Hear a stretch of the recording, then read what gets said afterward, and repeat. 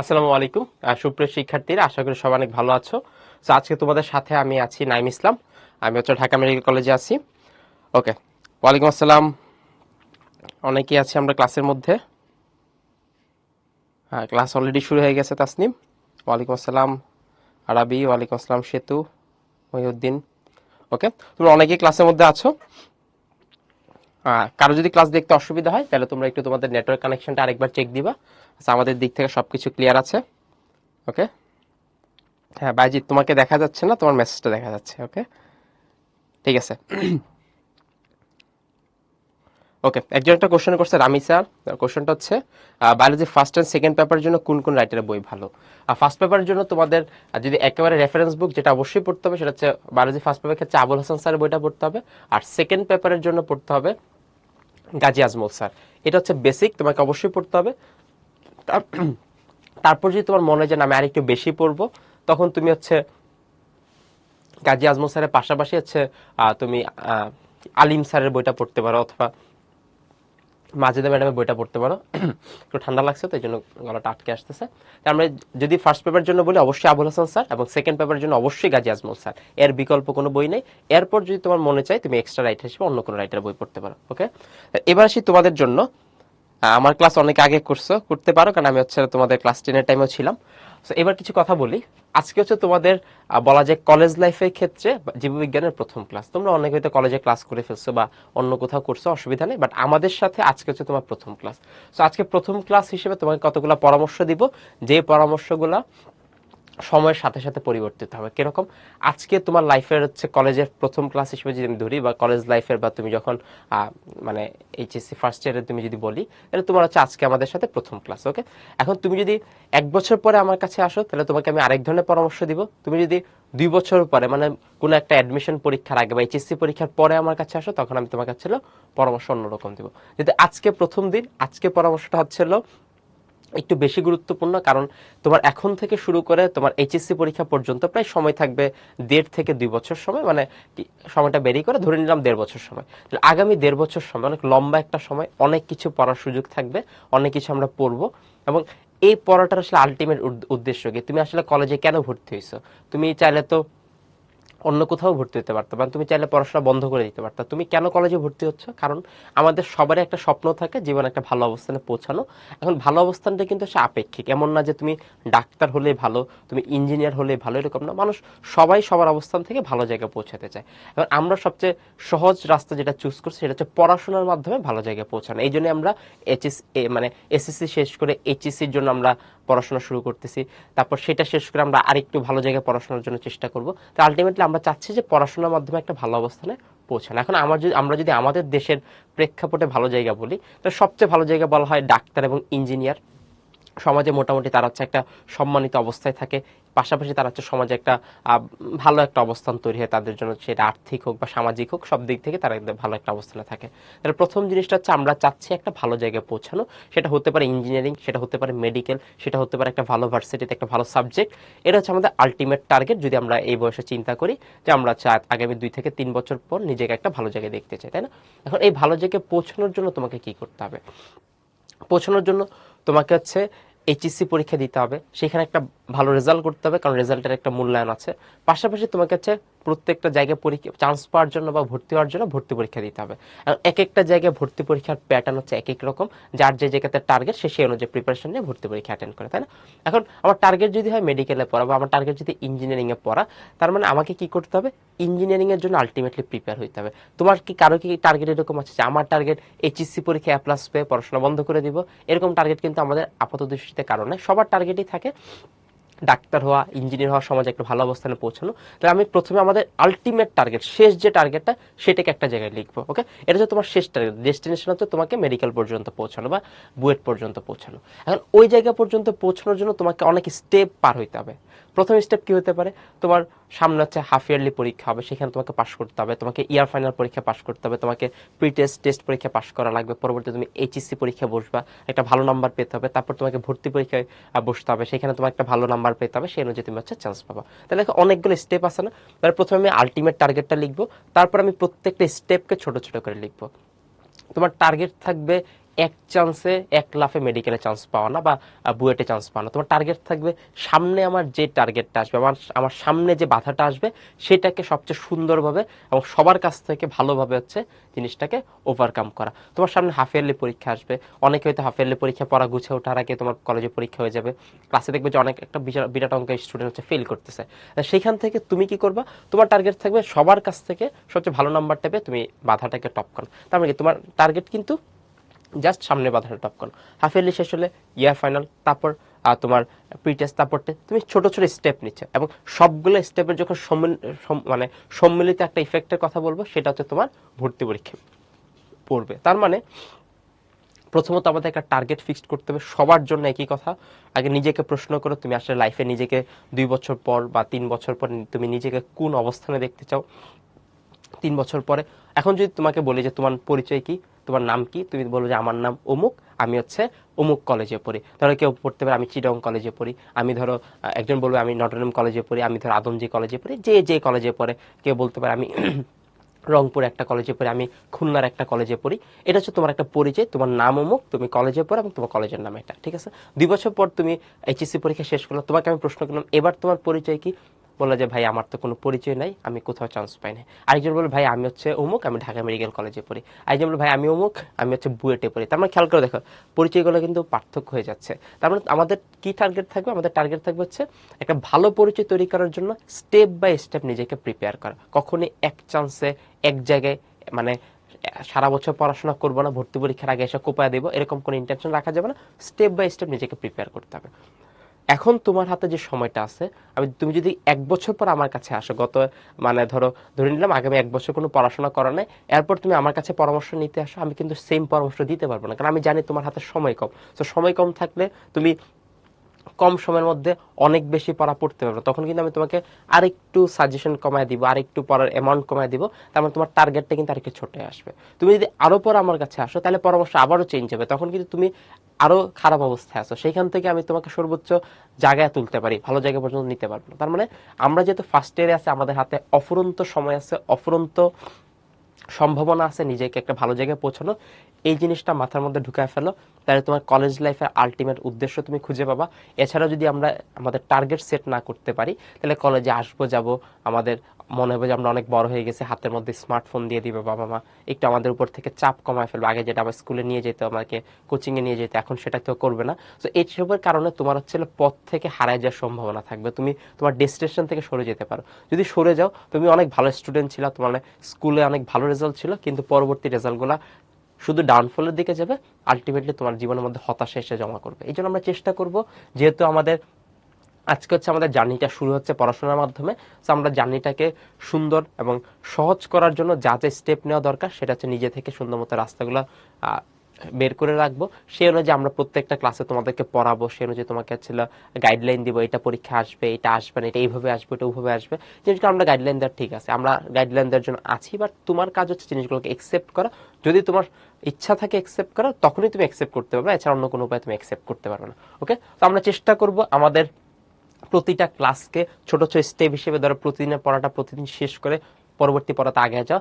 এভাবে করে আমরা দেখবো যে দিন শেষে অনেক বড় একটা অ্যামাউন্টে পড়াশোনা শেষ করব এবং পরবর্তীতে আমরা একটা ভালো জায়গায় পৌঁছাতে পারবো। কারণ আলটিমেটলি খেয়াল করে যদি দেখি, আমরা এই গত 10 বছর 11 বছর আমরা পড়াশোনার জীবনে পুরো সময় শুধু বাবা মার কাছ থেকে হচ্ছে আমরা নিয়ে আসছি। তারা আমাদের স্কুলে বেতন দিয়েছে, তারা আমাদের টিচারের বেতন দিয়েছে, আমাদের থাকা খাওয়া ভরণ পোষণ সবকিছু দায়িত্ব ওদের ছিল।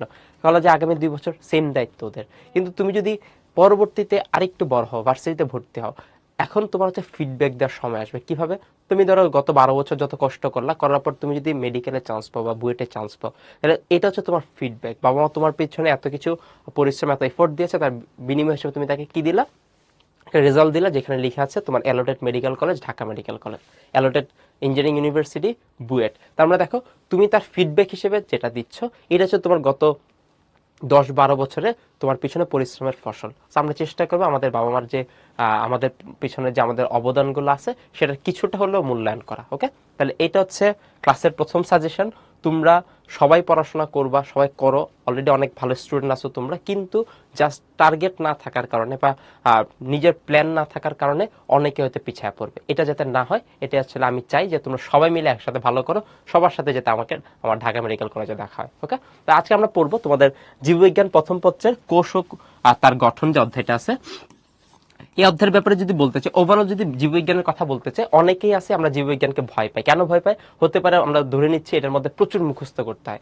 এখন মুখস্থ একটা অ্যামাউন্ট পর্যন্ত বা একটা লিমিট পর্যন্ত করা লাগে, কিন্তু তুমি যদি জিনিসগুলো বুঝে বুঝে মুখস্থ করো তাহলে তোমার উপর চাপের পরিমাণটা কম থাকবে এবং যেটা মুখস্থ করছো তোমার কাছে এক্সট্রা কোনো বার্ডেন মনে হবে না। তো আমরা ক্লাসে চেষ্টা করবো একটু বুঝে পড়ার, বইটা সুন্দর মতো দাগায় নেওয়া, পাশাপাশি আমি যেগুলো বোর্ডে লিখতেছি বা স্মার্ট বোর্ডে লিখতেছি তোমরা সুন্দর মতো খাতায় লিখবা।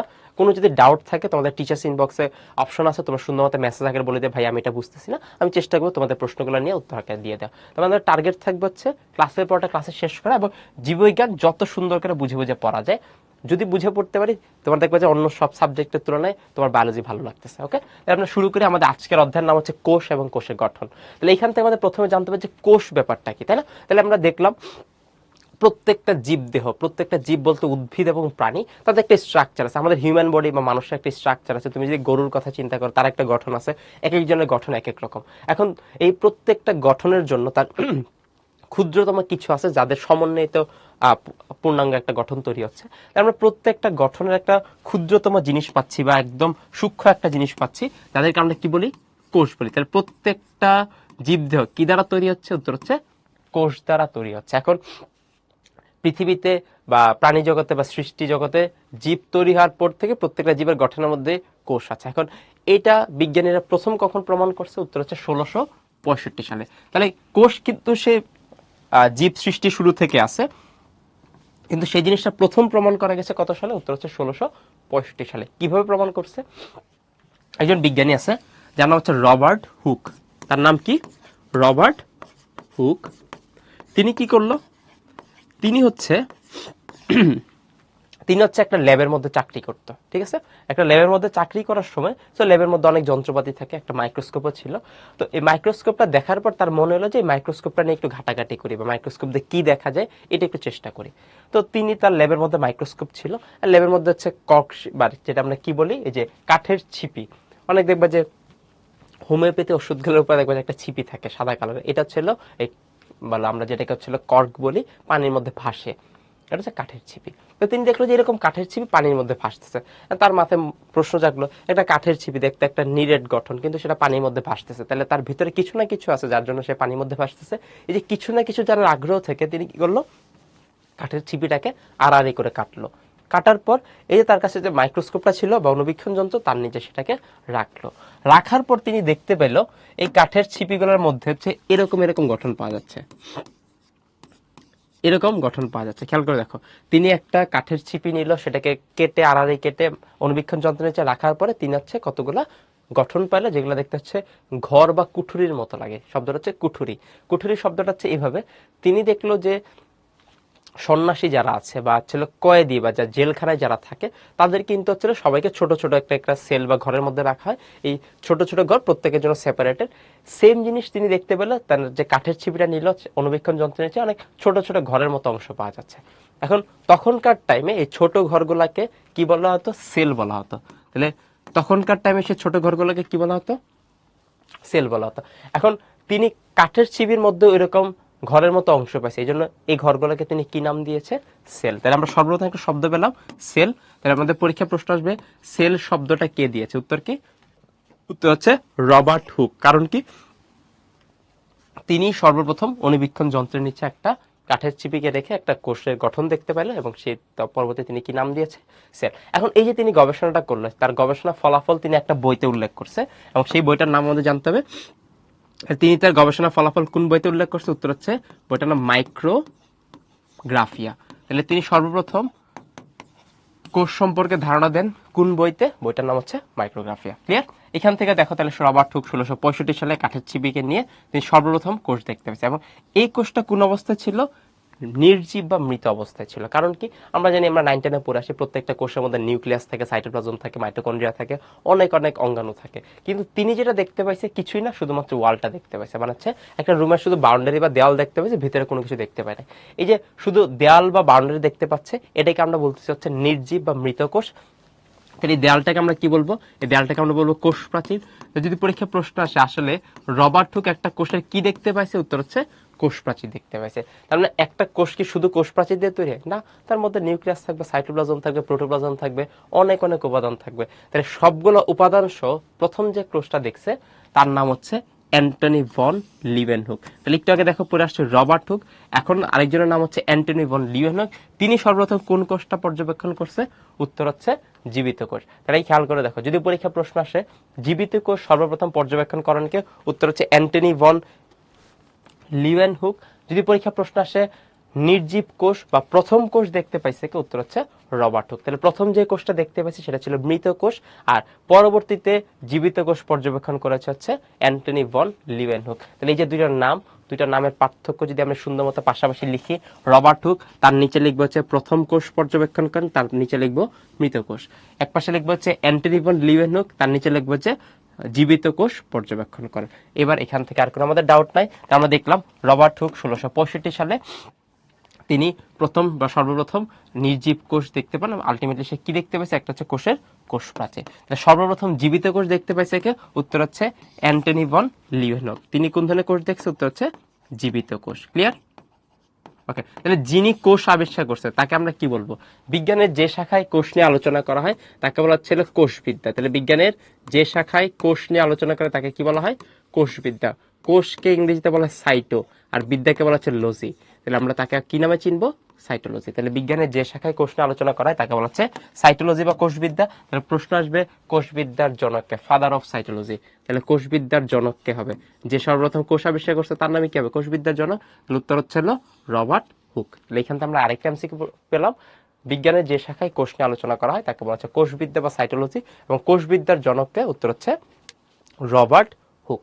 এখন এখানে আরেকটা কনফিউশনের জায়গা আছে, তুমি পড়ে যাবা কোষবিদ্যার জনক, উত্তর হচ্ছে রবার্ট হুক। ভর্তি পরীক্ষা বা তোমার কলেজের পরীক্ষা প্রশ্ন আসবে আধুনিক কোষবিদ্যার জনক। তাহলে আমরা এখন পড়ছি কোষবিদ্যার জনক, কিন্তু পরীক্ষা আসবে কি? আধুনিক কোষবিদ্যার জনক। তাহলে উত্তর কি হবে? আধুনিক কোষবিদ্যার জনক। আধুনিক কোষবিদ্যার জনক উত্তর কি হবে? উত্তর হচ্ছে নাম চেঞ্জ হবে, নাম হচ্ছে কার্ল পি সোয়ানসন। তাহলে দেখো এবার আমার কোনো কনফিউশনের জায়গা নেই। তাহলে প্রথম কোষ দেখছে রবার্ট হুক, প্রথম জীবিত কোষ দেখছে অ্যান্টনি ভন লিউয়েনহুক। কোষবিদ্যার জনক রবার্ট হুক, আধুনিক কোষবিদ্যার জনক কার্ল পি সোয়ানসন। ক্লিয়ার এতটুকু পর্যন্ত? জীবিত কোষ কবে দেখতে পান? আতিফা ইসলাম সুন্দর একটা প্রশ্ন করছে। জীবিত কোষ দেখতে পান হচ্ছে 1674 সালে। তাহলে 65 সালে দেখতে পাইছে হচ্ছে তোমার মৃত কোষটা, এবং 1674 সালে অ্যান্টনি ভন লিউয়েনহুক সর্বপ্রথম জীবিত কোষ দেখতে পাইছে। ওকে, সালমান চেষ্টা করবে যে মোটামুটি স্লাইড থেকে দেখে দেখে খাতায় তুলে ফেলা, কারণ স্লাইডটা তোমার যদি না খাতায় তুলো, এগুলো তুমি ফোন থেকে পরবর্তীতে পিডিএফ আকারে বের করে তুলতে তুলতে তোমার অনেক সময় নষ্ট হয়ে যাবে। ক্লাসের মধ্যে মেইন ইনফরমেশনগুলো অ্যাটলিস্ট সুন্দর মতো খাতায় তুলে ফেলবো। ওকে, তাহলে এখান থেকে আমরা দেখলাম প্রথম কোষ কে দেখছে, প্রথম জীবিত কোষ কে দেখছে, কোষবিদ্যার জনককে, আধুনিক কোষবিদ্যার জনক। চলে আসি পরবর্তীতে। আমাদের বইতে অনেকগুলো সংজ্ঞা আছে যেগুলো আমাদের এমসিকিউ পরীক্ষা আসবে বা রিটেন পরীক্ষা আসবে।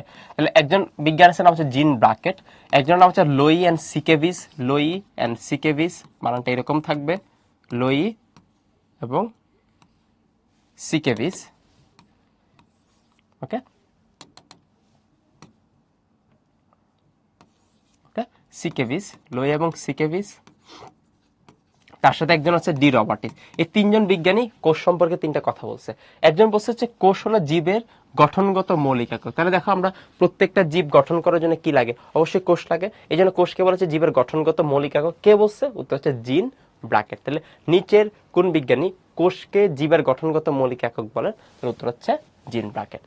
পরবর্তীতে দেখো একজন বিজ্ঞানীর নাম হচ্ছে লোই এবং সিকেভিস, দুইজন বিজ্ঞানী মিলে কি বলছে? কোষ হচ্ছে একটা জৈবিক কার্যকলাপের একক। তাহলে আমাদের দেহের মধ্যে যত কার্যকলাপ হয় তার একক হিসেবে কাজ করবে আমাদের কোষ, এবং তারা কোন ধরনের পর্দা দ্বারা আবৃত? উত্তর হচ্ছে অর্ধবেদ্ধ। ওকে, এবং তারা কি করতে পারে? আত্মপ্রজননে সক্ষম। প্রত্যেকটা কোষে একটা কোষ থেকে দুইটা কোষ, দুইটা থেকে চারটা কোষ পরিণত করতে পারে।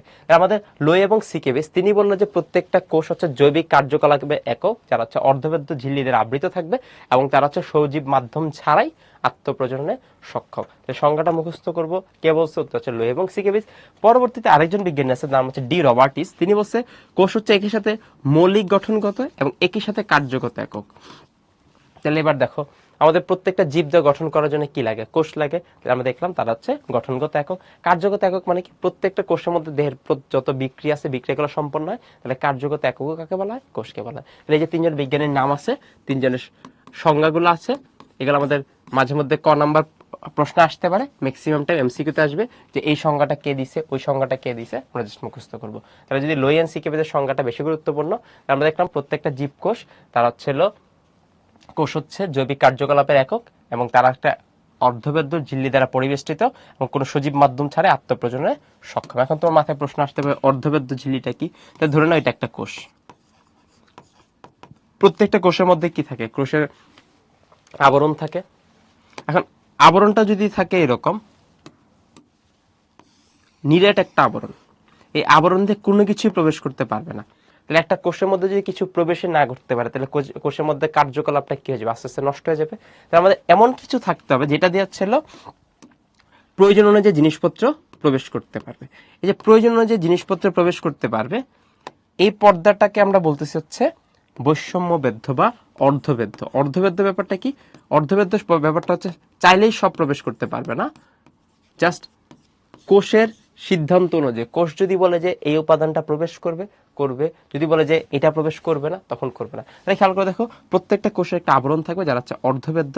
তাহলে কিছু জিনিসকে সে ঢুকতে দিবে, কিছু জিনিসকে সে ঢুকতে দিবে না। এটাকে আমরা বলি যে অর্ধবেদ্য পর্দা দ্বারা বা সেমি পারমিয়েবল মেমব্রেন দ্বারা আবৃত থাকে। ওকে, তাহলে একটা কোষের মধ্যে চাইলেই সবকিছু ঢুকতে পারবে না, সেটা হচ্ছে কোষ ডিসিশন নেবে কোনটাকে প্রবেশ করতে দিবে, কোনটাকে প্রবেশ করতে দিবে না। ওকে, তাহলে এখান থেকে আমরা তিনটা সংজ্ঞা পড়লাম। চলে আসি পরবর্তীতে। আমরা যখন কোষ চিনলাম, এবার আমরা একটু জানি যে কোন কোষগুলো সবচেয়ে বড়, কোন কোষগুলো সবচেয়ে ছোট। তাহলে একটু জানার চেষ্টা করি। তাহলে আমরা যদি বলি যে মানুষের কোষগুলা কি, তোমার হাতের মধ্যে কোটি কোটি কোষ আছে। এই কোষগুলো এত ছোট যে তুমি অনুবীক্ষণ যন্ত্র ছাড়া দেখতে পাবা না। আবার কিছু কোষ আছে বড়, যাদেরকে তুমি খালি চোখে দেখতে পারবে। এখন তোমাকে যদি প্রশ্ন করা হয় যে কোন কোষকে খালি চোখে দেখা যায়, তাহলে তোমার উত্তর কি দাঁড়াবে? ডিম। আমরা মুরগির ডিম দেখছি। মুরগির ডিম হচ্ছে একটা সুন্দর একটা গোল একটা স্ট্রাকচার, এরকম একটা স্ট্রাকচার। এই পুরা মুরগির ডিম হচ্ছে একটা কোষ। পুরো মুরগির ডিম কয়টা কোষ? একটা কোষ। তাহলে আমরা যে একটা ডিম খাই, আমরা কয়টা কোষ খাচ্ছি? একটা মাত্র কোষ খাচ্ছি। তাহলে খেয়াল করে দেখো অনেক কোষ আছে অনেক ছোট, যেটা হচ্ছে অনুবীক্ষণ যন্ত্র ছাড়া দেখা যায় না। কিছু কিছু কোষ আছে যাদেরকে আমরা খালি চোখে দেখতে পাই। তাহলে কাদেরকে আমরা খালি চোখে দেখতে পাই? উত্তর হচ্ছে ডিম। তাহলে ডিম হচ্ছে এক একটা ডিম হচ্ছে একটা কোষ। ডিম হচ্ছে পুরাটা কি? একটা কোষ। এখন পরবর্তীতে যদি আমরা একটু খেয়াল করে দেখি, এক একটা ডিমের সাইজ এক এক রকম। তুমি যদি কোয়েল পাখির ডিম বলো ছোট ছোট ডিম, তুমি যদি মুরগির ডিম বলো একটু বড়, তুমি যদি রাজহাঁসের ডিম বলো আর একটু বড়। তাহলে তোমার মাথায় যদি জানে যে কোন ডিমটা সবচেয়ে বড়, তাহলে আমরা পেয়ে যাবো কোন কোষটা সবচেয়ে বড় কোষ। তাহলে আমরা যদি বলি যে কোন ডিম সবচেয়ে বড়, উত্তর হচ্ছে উট পাখির ডিম। এটা কোন পাখির ডিম? উট পাখির ডিম। যারা চিড়িয়াখানায় গেছি আমরা দেখতে পাইছি উট পাখি। উট পাখি কিন্তু উঠতে পারে না। তাহলে কোন পাখির ডিম সবচেয়ে বড়? উত্তর হচ্ছে উট পাখির ডিম সবচেয়ে বড়। তাহলে যদি তোমাকে প্রশ্ন করা হয় সবচেয়ে বড় কোষের নাম কি, উত্তর কি? উট পাখির ডিম। তাহলে সবচেয়ে বড় কোষের নাম হচ্ছিল উট পাখির ডিম। মনে থাকবে? তাহলে আমরা একটা জিনিস জেনে ফেললাম, সবচেয়ে বড় কোষের নাম উট পাখির ডিম। যেহেতু সবচেয়ে বড় কোষটা আমরা জানলাম, তার দৈর্ঘ্য প্রস্থ একটু জানতে হবে। দৈর্ঘ্য হচ্ছে 17 সেন্টিমিটার আর প্রস্থ হচ্ছে দৈর্ঘ্য হচ্ছে 17 সেন্টিমিটার আর প্রস্থ হচ্ছে 12.5 সেন্টিমিটার। তাহলে একটা উট পাখির ডিম অলমোস্ট এত বড়, একটা 17 সেন্টিমিটার আর একটা হচ্ছে 12.5 সেন্টিমিটার। তার সবচেয়ে বড় কোষের নাম উট পাখির ডিম। তাহলে আমরা জানি প্রত্যেকটা ডিম হচ্ছে এক একটা কোষ। তাহলে এখান থেকে আমরা সবচেয়ে বড় কোষ ছিলাম। তাহলে খেয়াল করে দেখি সবচেয়ে ছোট কোষের নাম কি। এই দেখো, এটা হচ্ছে আমাদের ফুসফুস। ফুসফুসের কাজ হচ্ছে আমাদের অক্সিজেন এবং কার্বন ডাইঅক্সাইড গ্রহণ এবং বের করাটাকে নিয়ন্ত্রণ করা। কারণ ফুসফুসের মধ্যে অনেক জীবন এসে আক্রমণ করে। যখন ফুসফুসের মধ্যে অনেক জীবন আক্রমণ করে এবং একটা রোগ তৈরি করে, যে রোগটার নাম হচ্ছে নিউমোনিয়া। ওকে, বাচ্চাদের নিউমোনিয়াটা অনেক বেশি হয়। তাহলে ফুসফুসের মধ্যে যে অনেক জীবাণু আক্রমণ করে, তাদের কাজ হচ্ছে নিউমোনিয়া তৈরি করা। এমন একটা জীবাণু আছে, তার নাম হচ্ছে PPLO, বইতে বলা আছে প্লিওরো নিউমোনিয়া লাইক অর্গানিজম। তাহলে অর্গানিজম বা জীবাণুটার নাম কি? প্লিওরো নিউমোনিয়া লাইক অর্গানিজম, যার অপর নাম হচ্ছে মাইক্রোপ্লাজমা। তাহলে দেখো প্লিউরোনিউমোনিয়া লাইক অর্গানিজম বা মাইক্রোপ্লাজমা এরা দেখাই যাচ্ছে অনেক ছোট। তাহলে আমরা যদি বলি যে সবচেয়ে ছোট কোষের নাম কি, তাহলে উত্তর হচ্ছে সবচেয়ে ছোট কোষের নাম প্লিউরোনিউমোনিয়া লাইক অর্গানিজম। তাহলে সবচেয়ে ছোট কোষের নাম প্লিউরোনিউমোনিয়া লাইক অর্গানিজম, যার অপর নাম হচ্ছে মাইক্রোপ্লাজমা। ওকে, তাহলে এখান থেকে আমাদের জানলাম সবচেয়ে বড় কোষ কোনটা, সবচেয়ে ছোট কোষ কোনটা। সবচেয়ে বড় কোষ হচ্ছে উট পাখির ডিম, যার দৈর্ঘ্য হচ্ছে 17 সেন্টিমিটার, প্রস্থ হচ্ছে 12.5 সেন্টিমিটার। আর সবচেয়ে ছোট কোষ মাইক্রোপ্লাজমা, যার অপর নাম পিপিএলও, প্লিউরোনিউমোনিয়া লাইক অর্গানিজম, এটা হচ্ছে সবচেয়ে ছোট কোষ। ওকে, তাহলে এতটুকু ছিল হচ্ছে প্রাণী জগতের বা ওভারঅল যদি সবচেয়ে বড় কোষ সবচেয়ে ছোট কোষ বলি। এবার যদি প্রশ্ন আসে যে মানুষের ক্ষেত্রে সবচেয়ে বড় কোনটা, মানুষের ক্ষেত্রে সবচেয়ে ছোট কোনটা। ওকে, তাহলে আমরা একটু মানুষের ব্যাপারে পড়ি। তারপর যে এবার বলি যে মানুষের ক্ষেত্রে সবচেয়ে বড় কোষ, তাহলে মানুষের ক্ষেত্রে সবচেয়ে বড় কোষ আর মানুষের ক্ষেত্রে দীর্ঘতম কোষ। এবার উত্তর করো। তাহলে প্রশ্ন আসলো মানুষের ক্ষেত্রে সবচেয়ে বড় কোষের নাম কি, আরেকটা প্রশ্ন আসলো মানুষের ক্ষেত্রে দীর্ঘতম কোষের নাম কি। মানুষের ক্ষেত্রে সবচেয়ে বড় কোষের নাম, আরেকটা হচ্ছে মানুষের ক্ষেত্রে দীর্ঘতম কোষের নাম। উত্তর করো, দেখি কার উত্তরটা হয়। মানুষের ক্ষেত্রে সবচেয়ে বড় কোষের নাম, ভেরি গুড রাদিয়া, অ্যান্সার চলে আসছে।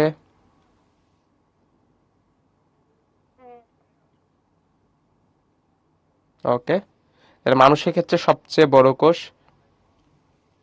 দাগ দাও। মানুষের ক্ষেত্রে সবচেয়ে বড় কোষ, ভেরি গুড ফাতিন, ফারিয়া আক্তার। ওকে, অ্যান্সার কিন্তু আমরা অনেকেই দিতে পারতেছি। তাহলে দেখো আমাদের যে প্রশ্ন আসে মানুষের ক্ষেত্রে সবচেয়ে বড় কোষের নাম কি, তাহলে উত্তর হচ্ছে ডিম্বাণু। আর যদি প্রশ্ন আসে দীর্ঘতম কোষ, উত্তর আসবে হচ্ছে মোটর নিউরন। এবার দেখো আমাদের একটা কনফিউশন নতুন করে তৈরি হলো যে তাহলে সবচেয়ে বড় জিনিসটা কি আর দীর্ঘতম জিনিসটা কি। তাহলে আমরা বলছিলাম প্রত্যেকটা ডিম হচ্ছে এক একটা কোষ। উট পাখির যেরকম ডিম আছে, মুরগির যেরকম ডিম আছে, মানুষের ক্ষেত্রে এরকম একটা ডিম আছে, কিন্তু একদম হাঁসের ডিম বা মুরগির ডিমের মতো না। তাদেরকে আমরা কি বলতেছি, ডিম্বাণু বলতেছি। সেটা হচ্ছে একটা জনন কোষ। এই ডিম্বাণু বা যে জনন কোষটা আছে, এটা হচ্ছে আর স্ত্রী দেহে বা নারী দেহে পাওয়া যায়। এবং এই ডিম্বাণুগুলা কি করে, এটা হচ্ছে আমাদের জনন বা প্রজননের সহায়তা করে। বাবা থেকে শুক্রাণু, মা থেকে ডিম্বাণু মিলিত অবস্থা হচ্ছে নতুন একটা জীব তৈরি হয়। তাহলে এখান থেকে খেয়াল করে দেখো মানুষের ক্ষেত্রে যদি সবচেয়ে বড় কোষের কথা বলা হয়, উত্তর হচ্ছে ডিম্বাণু।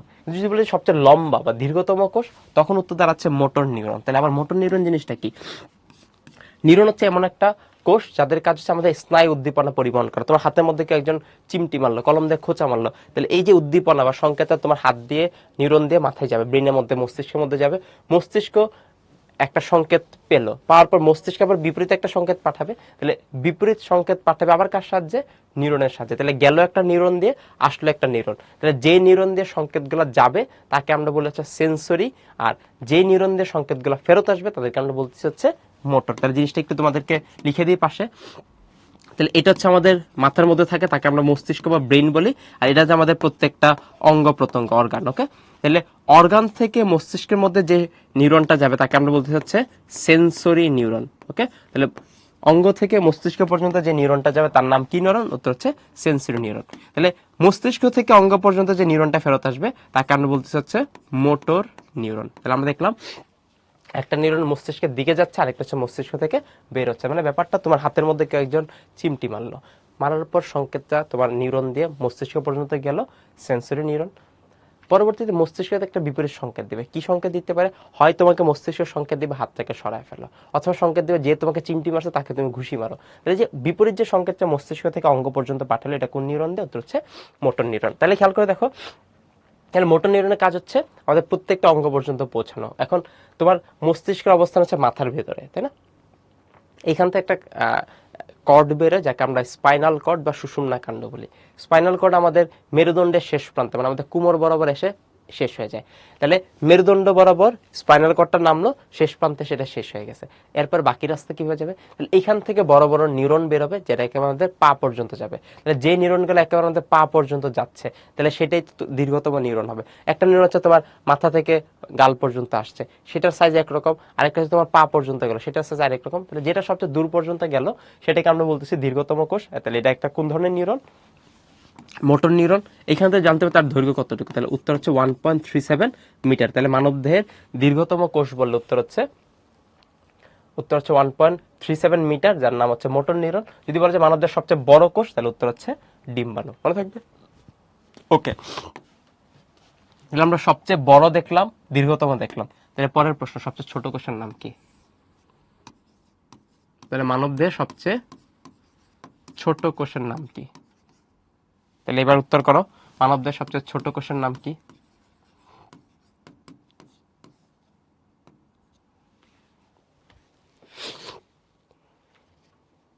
ওকে, very good Fahim.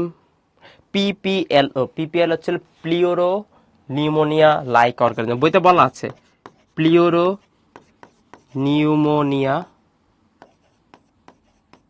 Like organism, এগুলো বইতে বলা আছে, যেন আমরা জিনিসগুলো নিয়ে প্যারা খাচ্ছি না। তাহলে পিপিএলও, প্লিওরো নিউমোনিয়া লাইক অর্গানিজম। তো একটা অ্যান্সার চলে আসছে, ফাহিম আহমেদ, ভেরি গুড। সবচেয়ে মানবদের সবচেয়ে ছোট কোষ কোনটা?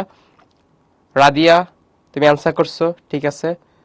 অনেক অ্যান্সার করছো, ঠিক আছে। Khalid, very good Khalid. খেয়াল করে দেখো, অ্যান্সার আসছে দুইটা। একটা অ্যান্সার আসছে হচ্ছে অনুচক্রিকা, একটা অ্যান্সার আসছে শুক্রাণু। আমরা কোনটাকে নিব? একটা অ্যান্সার হচ্ছে অনুচক্রিকা, আরেকটা নাম হচ্ছে কি শুক্রাণু। আমরা কোনটাকে নিব? এইখানে হচ্ছে আসল ঝামেলাটা। যদি তুমি বোটানি বা জীববিজ্ঞান প্রথম পত্রে 1 নম্বর অধ্যায়টা পড়ো, তাহলে যদি প্রশ্ন আসে সবচেয়ে ছোট কোষের নাম কি, উত্তর হচ্ছে অনুচক্রিকা। এই বইতে তাই বলা আছে, সবচেয়ে ছোট কোষ অনুচক্রিকা। কিন্তু তুমি যখন জীববিজ্ঞান দ্বিতীয় পত্রে চলে আসো, 9 নম্বর অধ্যায়টা পড়ো, ওইখানে সবচেয়ে ছোট কোষের কথা বলা আছে হচ্ছে শুক্রাণু। তাহলে এই দুটোর মধ্যে পার্থক্য জিনিসটা কি? পার্থক্য হচ্ছে, আমরা যখন পড়ে আসছিলাম রক্ত কণিকা বলি, আমরা কি রক্ত কোষ বলি? বলি না। কারণ কি, এক একটা রক্ত যে কণিকাগুলো আছে, কোষ হওয়ার জন্য যতটুকু উপাদান দরকার সবগুলো থাকে না, না থাকার কারণে আমরা তাকে কি বলি? রক্তকণিকা বলি। তাহলে অনুচক্রিকা কি একটা কোষ নাকি কণিকা? উত্তর হচ্ছে একটা কণিকা। তাহলে যদি পরীক্ষা প্রশ্ন আসে যে সবচেয়ে ছোট রক্তকণিকার নাম কি, তাহলে সবচেয়ে পারফেক্ট অ্যান্সার হচ্ছে অনুচক্রিকা। যদি পরীক্ষা প্রশ্ন সবচেয়ে ছোট কোষের নাম কি, উত্তর হচ্ছে শুক্রাণু। কিন্তু ব্যাপারটা হচ্ছে, আমাদের মেডিকেল ভর্তি পরীক্ষায় বইতে যা লেখা আছে সেটাই উত্তর। এখন তোমার ধরতে হবে প্রশ্নটা কি আমাদের বোটানি 1 নম্বর অধ্যায় থেকে আসছে নাকি জুলজির 9 নম্বর অধ্যায় থেকে আসছে। তার মানে তুমি যখন বইটা পড়বা, এই দুইটা সেন্টেন্সকে আলাদা করে হাইলাইট করবা, প্রশ্নের ভাষাটা ধরার চেষ্টা করবা, প্রশ্নের ভাষা অনুযায়ী উত্তর হবে। যদি প্রশ্নটা পরে তোমার কাছে মনে হয় যে এটা তো আমাদের বোটানি বই থেকে করছে, তখন উত্তর থাকা অনুচক্রিকা। যদি প্রশ্নটা পরে মনে না এটা তো আমাদের জুলজি বই থেকে আসে, তখন উত্তর থাকা কি শুক্রাণু। তাহলে মানবদের সবচেয়ে ছোট কোষ বললে আসলে উত্তর হওয়া উচিত শুক্রাণু, কারণ অনুচক্রিকাতে কোনো কোষই না, এদেরকে আমরা কণিকা বলি। তাই যদি বোটানি বই থেকে প্রশ্ন করে, তাহলে উত্তর অনুচক্রিকা দেখাইতে হবে। কিন্তু জিনিসটা জেনে রাখলাম, সবচেয়ে ছোট কোষ বলে অনুচক্রিকার কথা মাথায় আসবে, শুক্রাণুর কথা মাথায় আসবে। তাই সবচেয়ে ছোট কোষের নাম শুক্রাণু, আর সবচেয়ে ছোট কণিকার নাম, যেটাকে আমরা রক্তকণিকা বলি, তার নাম হচ্ছে অনুচক্রিকা। ওকে, তাহলে এতটুকু পর্যন্ত আমরা শুরু থেকে দেখলাম। একদম সবচেয়ে বড় কোষের নাম উত্তর হচ্ছে উট পাখির ডিম। সবচেয়ে ছোট কোষের নাম উত্তর হচ্ছে মাইক্রোপ্লাজমা বা পিপিএলও। তারপর মানুষের ক্ষেত্রে সবচেয়ে বড় কোনটা, কোনটা লম্বা বা দীর্ঘতম, এবং কোনটাকে ছোট কোষ বলে, তাহলে একটা হচ্ছে অনুচক্রিকা, একটা হচ্ছে শুক্রাণু। তাহলে আলটিমেটলি শুক্রাণু এটা হচ্ছে ছোট কোষ হবে, আর কণিকা বললে উত্তর হচ্ছে অনুচক্রিকা হবে। কিন্তু দুইটা জিনিস আমরা জেনে রাখবো, প্রশ্নের ভাষা অনুযায়ী উত্তর করব। এবার যদি তোমার ধরো পরীক্ষার সিলেবাসে 1 নম্বর অধ্যায় থাকে, যদি প্রশ্ন আসে নিচের কোনটা সবচেয়ে ছোট কোষ, তাহলে উত্তর কি দাঁড়াবে? অনুচক্রিকা। যখন তুমি পরবর্তীতে সবগুলা চ্যাপ্টার শেষ করার পর পরীক্ষা দিতে যাবা, প্রশ্নের সেন্টেন্সটা পড়বা, পড়ার সময় যদি তোমার মনে হয় যে প্রথম অধ্যায় থেকে আসছে, তাহলে উত্তর এটা দেখাবা। যদি মনে হয় যে 9 নম্বর অধ্যায় থেকে আসে, উত্তর দেখাবা হচ্ছে পরেরটা। এটা হচ্ছে বায়োলজি ক্ষেত্রে বা ওভারঅল তোমার যদি অ্যাডমিশনের কথা বলি, বইতে যেরকম কথা বলা থাকে ওইরকম উত্তর দিতে হয়। এক এক জায়গায় এক কথা থাকলে প্রশ্নের ভাষা অনুযায়ী আমাদের উত্তর দিতে হয়। ওকে, এখান থেকে আমাদের নিউরন সম্পর্কে আমরা জানলাম। একটা হচ্ছে সেন্সরি, আরেকটা হচ্ছে সরি একটা হচ্ছে সেন্সরি, আরেকটা হচ্ছে মোটর। তাহলে সেন্সরি কি, যেটা হচ্ছে আমাদের মস্তিষ্ক পর্যন্ত যাচ্ছে, আর মোটর কোনটা, যেটা হচ্ছে মস্তিষ্ক থেকে অঙ্গ পর্যন্ত আসতেছে। এই জিনিসগুলো আমরা সামনে আরো আস্তে ধীরে শিখবো, সমস্যা নেই। এবারে কি প্রথম কোষ সৃষ্টি, এই টপিকটা ফালতু টপিক, এর কোনো ভিত্তি নাই। বিজ্ঞানীরা মনে চাইছে বলে দিছে। কি বলছে তারা? বলছে আমাদের বায়ুমণ্ডলে অনেকগুলো গ্যাস ছিল, মিথেন গ্যাস, অ্যামোনিয়া গ্যাস, পানিগুলো হচ্ছে গ্যাস আকারে ছিল বা জলীয় বাষ্প আকারে ছিল, তার সাথে হচ্ছে হাইড্রোজেন। এই সবগুলা গ্যাস বায়ুমণ্ডলে ছিল। যখন বায়ুমণ্ডলে বিদ্যুৎ চমকায়, বিদ্যুৎ চমকালে প্রচুর তাপমাত্রা তৈরি হয়। তাহলে এই বিদ্যুৎ চমকানোর সময় এই গ্যাসগুলো কি করলো? একসাথে বিক্রিয়া করলো, করে তারা কি তৈরি করছে? উত্তর হচ্ছে অ্যামাইনো অ্যাসিড। অ্যামাইনো অ্যাসিড গুলো আসলে পরবর্তীতে মিলিত অবস্থায় কি তৈরি করে, প্রোটিন তৈরি করে। আর প্রত্যেকটা কোষে আসলে আলটিমেটলি প্রোটিন। তাহলে খেয়াল করে দেখো বিজ্ঞানীদের ধারণা কি, প্রথমে কোষ তৈরি হওয়ার সময় বায়ুমণ্ডলে যে গ্যাসগুলো ছিল তাদের মধ্যে বিদ্যুৎ চমকানোর কারণে বিক্রিয়া হলো, এবং বিক্রিয়া পরে তারা অ্যামাইনো অ্যাসিড তৈরি করছে, সেই অ্যামাইনো অ্যাসিড গুলো মিলিত অবস্থায় প্রোটিন তৈরি করছে, এই প্রোটিন থেকে পরবর্তীতে কোষ সৃষ্টি হয়েছে। এটা হচ্ছে বিজ্ঞানীদের ধারণা। এই জিনিসটা আমাদের মাথা ঘামাইতে হবে না, প্রথম কোষ সৃষ্টি জাস্ট টপিকটা দেখে যাবো। ওকে, চলে আসি পরবর্তীতে। এটা হচ্ছে সুন্দর একটা টপিক, এন্ডো সিম্বায়োসিস জিনিসটা কি। এন্ডো শব্দটার মানে যদি আমরা জানি, সিম্বায়োসিস শব্দের মানে যদি জানি, পড়া শেষ। এন্ডো শব্দের মানে হচ্ছে ভেতরে, ওকে। আর সিম্বায়োসিস শব্দটার মানে হচ্ছে সহাবস্থান বা পাশাপাশি অবস্থান। তাহলে খেয়াল করে দেখো,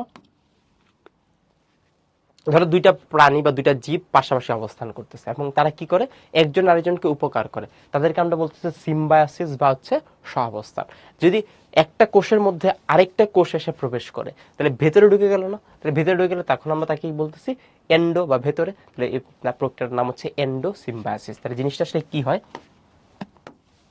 ধরো কোনো একটা কোষ আছে, এই কোষের মধ্যে নিউক্লিয়াস আছে, মানে একটা উন্নত কোষ, এবং উন্নত কোষের মধ্যে যদি কোনো কারণে ব্যাকটেরিয়া ঢুকে যায়, ওকে, ধরো কোন একটা ব্যাকটেরিয়া ঢুকে গেছে, তাহলে এটা হচ্ছে একটা ব্যাকটেরিয়া, এবং এই ব্যাকটেরিয়ার মধ্যে কি করার ক্ষমতা আছে, এটা হচ্ছে একটা বায়োবিয় ব্যাকটেরিয়া। বায়োবিয় ব্যাকটেরিয়া মানে তার মধ্যে কি আছে, মাইটোকন্ড্রিয়া আছে।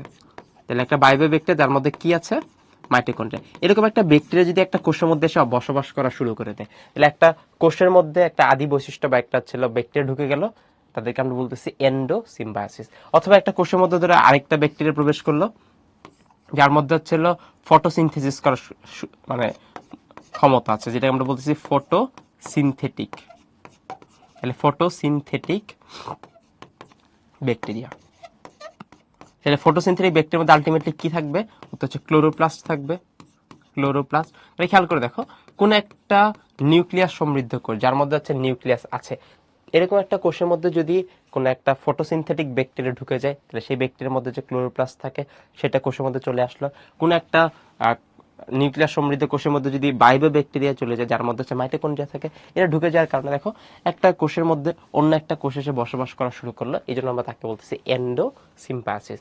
এন্ডো সিম্বায়োসিস দেখো কোথায়, বায়োবিয় ব্যাকটেরিয়ার মধ্যে পাওয়া যায় মাইটোকন্ড্রিয়া, এবং ফটোসিনথেটিক বা সালোক সংশ্লেষণকারী ব্যাকটেরিয়ার মধ্যে পাওয়া যাচ্ছে ক্লোরোপ্লাস্ট। এই এন্ডো সিম্বায়োসিস প্রক্রিয়া কি হয়ে যায়, উন্নত কোষের মধ্যে আদি বৈশিষ্ট্য চলে যায়। তাহলে একটা উন্নত কোষের মধ্যে ব্যাকটেরিয়া ঢুকছে, ব্যাকটেরিয়া হচ্ছে আদি বৈশিষ্ট্য, উন্নত বৈশিষ্ট্যের মধ্যে আদি বৈশিষ্ট্য ঢুকে যায় কোন প্রক্রিয়া, উত্তর হচ্ছে এন্ডোসিম্বায়োসিস প্রক্রিয়া। তাহলে বইতে সুন্দর মতো এন্ডোসিম্বায়োসিস সংজ্ঞাটা দাগ দিব, উদাহরণগুলো ডাক দিব, এনাফ। ওকে, তাহলে দেখো এন্ডোসিম্বায়োসিস ক্ষেত্রে কি, প্রকৃত কোষের মধ্যে একটা বায়োবিয় ব্যাকটেরিয়া ঢুকে গেলে মাইটোকন্ড্রিয়া প্রবেশ করবে বা আদি কোষ প্রবেশ করবে।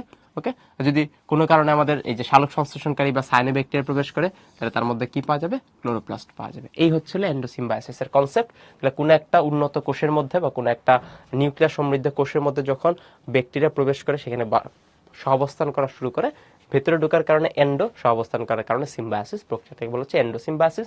কোন ধরনের ব্যাকটেরিয়া কাজ করবে, একটা হচ্ছে বায়োবিয় ব্যাকটেরিয়া, একটা হচ্ছে ফটোসিনথেটিক ব্যাকটেরিয়া। এবার দেখো কোষ তত্ত্ব, এখান থেকে কিছু করার দরকার নাই, জাস্ট আমরা রিডিং দিব। কোষ তত্ত্ব মানে হচ্ছে কোষের ব্যাপারে কিছু কথাবার্তা বলা আছে। প্রথমত আমরা জানি প্রত্যেকটা জীবই এক বা একাধিক কোষ দ্বারা তৈরি। কোন জীব একটা কোষ দ্বারা তৈরি, যেটা আমরা ব্যাকটেরিয়া বলতেছি। মানুষের ক্ষেত্রে হাজার হাজার কোটি কোটি কোষ আছে, তাহলে প্রতিটা জীব এক থেকে একাধিক কোষ দ্বারা তৈরি, এবং পূর্ব সৃষ্ট কোষ থেকে নতুন কোষের সৃষ্টি। আমরা জানি একটা কোষ বিভাজিত দুইটা কোষ, দুইটা থেকে চারটা কোষ, তার মানে আগের কোষ থেকে বিভাজিত পরের কোষ তৈরি হয়। এবং কোষগুলাই কি করে, কোষগুলাই তার হচ্ছে প্রত্যেকটা গাঠনিক এবং শারীরবৃত্তীয় সাংগঠনিক একক। তার মানে প্রতিটা কোষে একটা জীব দেহ গঠন করে, পাশাপাশি তার যত কাজকর্ম আছে শারীরবৃত্তীয় কাজ, সেগুলো হচ্ছে একক হিসেবে কাজ করবে। তবে আমরা জানি কোষকে বলা হচ্ছে জীবের বংশগতির একক। বংশগতির একক মানেটা কি, মানেটা হচ্ছে এই যে দেখো, বাবা মা থেকে যে বৈশিষ্ট্যগুলা, বাবা মা থেকে সন্তানের মধ্যে যে বৈশিষ্ট্যগুলো যায়, কিসের মাধ্যমে যায়, ডিএনএ এর মাধ্যমে বা জিনের মাধ্যমে। আমরা পড়ে আসছিলাম ডিএনএ। তাহলে বাবা মা থেকে বৈশিষ্ট্যগুলো সন্তানের মধ্যে যাচ্ছে, কার সাহায্যে যাচ্ছে, জিনের সাহায্যে যাচ্ছে। যার কারণে কি, আমার বাবা মার বৈশিষ্ট্যগুলো আমার মধ্যে আসছে, আবার আমার বাবা মার কাছে তার বাবা মা থেকে বৈশিষ্ট্য আসছে। তার মানে একটা বংশ থেকে আরেকটা বংশের মধ্যে বৈশিষ্ট্য স্থানান্তর হচ্ছে কার মাধ্যমে, ডিএনএ বা ক্রোমোজোমের মাধ্যমে। ডিএনএ বা ক্রোমোজোম পাওয়া যায় কোথায়, নিউক্লিয়াসের ভিতরে। নিউক্লিয়াস পাওয়া যায় কোথায়, কোষের ভিতরে। এই জন্য আমরা এক কথায় কোষকে কি বলতে পারি, বংশগতির একক। ওকে, আর লাস্ট কথা, কোষ হচ্ছে জীবনের মৌলিক একক। কারণ কি, প্রত্যেকটা জীবদেহের বৈশিষ্ট্য প্রকাশ করে কোষের মাধ্যমে। প্রত্যেকটা কোষের উপর ডিপেন্ড করে একটা জীবদেহের গঠন, দেহ গঠন তৈরি হয়, তার কার্যক্ষমতা সবকিছু কোষের উপর নির্ভরশীল। এই জন্য তাকে বলা হচ্ছে জীবনের মৌলিক একক। তার মানে যে কথাগুলো বলা আছে তাদেরকে একসাথে আমরা বলতেছি কোষ তত্ত্ব। তাহলে জাস্ট কনসেপ্টগুলো একবার করে পড়ে যাব, কারণ এখানে যদি পরীক্ষা প্রশ্ন আসে যে নিচের কোনটা কোষতত্ত্বের বৈশিষ্ট্য নয় বা কোষতত্ত্বের ব্যাখ্যা নয়, যদি বলা হয় যে কোষ বংশগতির একক নয়, তাহলে এই কথা কি ঠিক আছে? না, ভুল। জাস্ট নামগুলো জেনে গেলে এখান থেকে একটা এমসিকিউ কভার হয়ে যাবে। আমরা কোষতত্ত্ব পড়লাম, কোষতত্ত্ব থেকে প্রত্যেকটা কোষ এক বা একাধিক, প্রত্যেকটা জীব এক বা একাধিক কোষ দ্বারা তৈরি হয়। কোষগুলোকে বলা হচ্ছে গাঠনিক এবং শারীরবৃত্তীয় সাংগঠনিক একক, বংশগতির একক, পাশাপাশি জীবনের মৌলিক একক। ওকে, এবার এখান থেকে আমাদের সিকিউ পড়া শুরু হবে। এই অংশগুলো আমাদের সিকিউর জন্য কাজে লাগবে। তাহলে আমরা কোষের প্রকারভেদ কিভাবে করব? কাজের উপর নির্ভর করে কোষ হচ্ছে দুই প্রকার, একটা হচ্ছে দেহকোষ আর একটা হচ্ছে জনন কোষ। দেহকোষ হচ্ছে ওভারঅল সবকিছু গঠন করবে দেহকোষ, এক্সেপ্ট শুক্রাণু এবং ডিম্বাণু। তাহলে শুক্রাণু এবং ডিম্বাণু বাদে বাদ বাকি যা কিছু আছে প্রত্যেকটা কোষকে আমরা কি বলবো? দেহকোষ বলবো। তাহলে শুক্রাণু এবং ডিম্বাণু বাদে বাদ বাকি সব কোষকে আমরা কি বলবো? দেহকোষ বলবো। তাহলে শুক্রাণু এবং ডিম্বাণুকে কি বলবো? জনন কোষ। আমরা দেখলাম কাজের উপর নির্ভর করে কোষ হচ্ছে দুই প্রকার, একটা হচ্ছে দেহকোষ আর একটা হচ্ছে জনন কোষ। ওকে, আচ্ছা জাহিন যে কিছু একটা বলতে চাইছে। আমরা বলছিলাম কোষবিদ্যার জনক বললে উত্তর হচ্ছে রবার্ট হুক, আর আধুনিক কোষবিদ্যার জনক বললে উত্তর হচ্ছে কার্ল পি সোয়ানসন। ওকে, কোষতত্ত্ব কে দেন? কোষতত্ত্ব অনেক ক্লাস বিজ্ঞান আছে, তিনটা বিজ্ঞানীর কথা বলা আছে, থিওডর সোয়ান, ভার্চুও, স্লেইডেন, এর নামগুলো জাস্ট দেখে যাব। ওকে, তাহলে এখান থেকে দেখলাম কাজের ভিত্তিতে কোষ হচ্ছে দুই প্রকার, দেহকোষ আর জনন কোষ। সব কোষকে আমরা বলবো দেহকোষ, শুধুমাত্র শুক্রাণু এবং ডিম্বাণুকে বলবো জনন কোষ। এবং শুক্রাণু এবং ডিম্বাণুর কাজ কি করা? আমাদের প্রজননে সহায়তা করা বা বংশবৃদ্ধিতে সহায়তা করা। ওকে, নিউক্লিয়াসের গঠনের উপর ডিপেন্ড করে আবার কোষকে ভাগ করা যায় দুই ভাগে। একটাকে আমরা বলবো আদি কোষ, আর একটাকে বলবো হচ্ছে আমরা প্রকৃত কোষ। আদি কোষকে বলা হয় প্রোক্যারিওটিক, আর প্রকৃত কোষকে বলা হয় ইউক্যারিওটিক। এই দুটো শব্দকে একটু আমাদের বুঝতে হবে, একটা হচ্ছে প্রোক্যারিওটিক, একটা হচ্ছে ইউক্যারিওটিক। আমরা দেখলাম নিউক্লিয়াসটা কিভাবে গঠিত হচ্ছে, নিউক্লিয়াসটা কি পূর্ণাঙ্গ অবস্থা আছে নাকি অপূর্ণাঙ্গ অবস্থা আছে, তার উপর ডিপেন্ড করে আমরা কোষকে ভাগ করতে পারি দুই প্রকার, একটা হচ্ছে আদি কোষ আর একটা হচ্ছে প্রকৃত কোষ। তাহলে খেয়াল করে দেখো, একটা নামের মধ্যে প্রো শব্দটা আছে, প্রো শব্দটার মিনিং হচ্ছে হলো আদি বা অপূর্ণাঙ্গ। তাহলে প্রো শব্দটা মানে কোন অবস্থায় আছে? আদি অবস্থায় বা অপূর্ণাঙ্গ অবস্থায় আছে। ক্যারিওটিক শব্দটা হচ্ছে ক্যারিয়ন থেকে, ক্যারিয়ন শব্দের অর্থ হচ্ছে নিউক্লিয়াস। তাহলে যার মধ্যে আমরা আদি নিউক্লিয়াস পাচ্ছি তার নাম কি হয়ে যাবে? তার নাম হয়ে যাচ্ছে প্রোক্যারিওটিক। আর ইউ শব্দের অর্থ হলো প্রকৃত। ইউ শব্দের অর্থ কি? প্রকৃত। তোমরা যখন আরো সামনে বিভিন্ন অধ্যায় পড়তে যাবা, যেখানে ইউ শব্দটা পাবা মাথায় সুন্দর মতো নিয়ে আসবে, তারা কোন অবস্থায় আছে? প্রকৃত বা পরিপূর্ণ অবস্থায় আছে। আর ক্যারিয়ন মানে কি? নিউক্লিয়াস। তাহলে যে কোষের নিউক্লিয়াস গুলা পরিপূর্ণ অবস্থায় থাকবে তাদেরকে আমরা ইউক্যারিওটিক বা প্রকৃত কোষ বলবো। যাদের নিউক্লিয়াসটা অপরিপূর্ণ অবস্থায় বা আদি অবস্থায় থাকবে তাদেরকে আমরা বলবো প্রোক্যারিওটিক বা আদি কোষী। প্রকৃত কোষকে আবার ভাগ করা যায় উদ্ভিদের মধ্যে থাকলে উদ্ভিদ কোষ, প্রাণী দিয়ে থাকলে প্রাণী কোষ। ওকে, এই হচ্ছিল আমাদের কোষের প্রকারভেদ। তাহলে পরীক্ষা প্রশ্ন আসবে কাজের ভিত্তিতে কোষ কত প্রকার ব্যাখ্যা করো।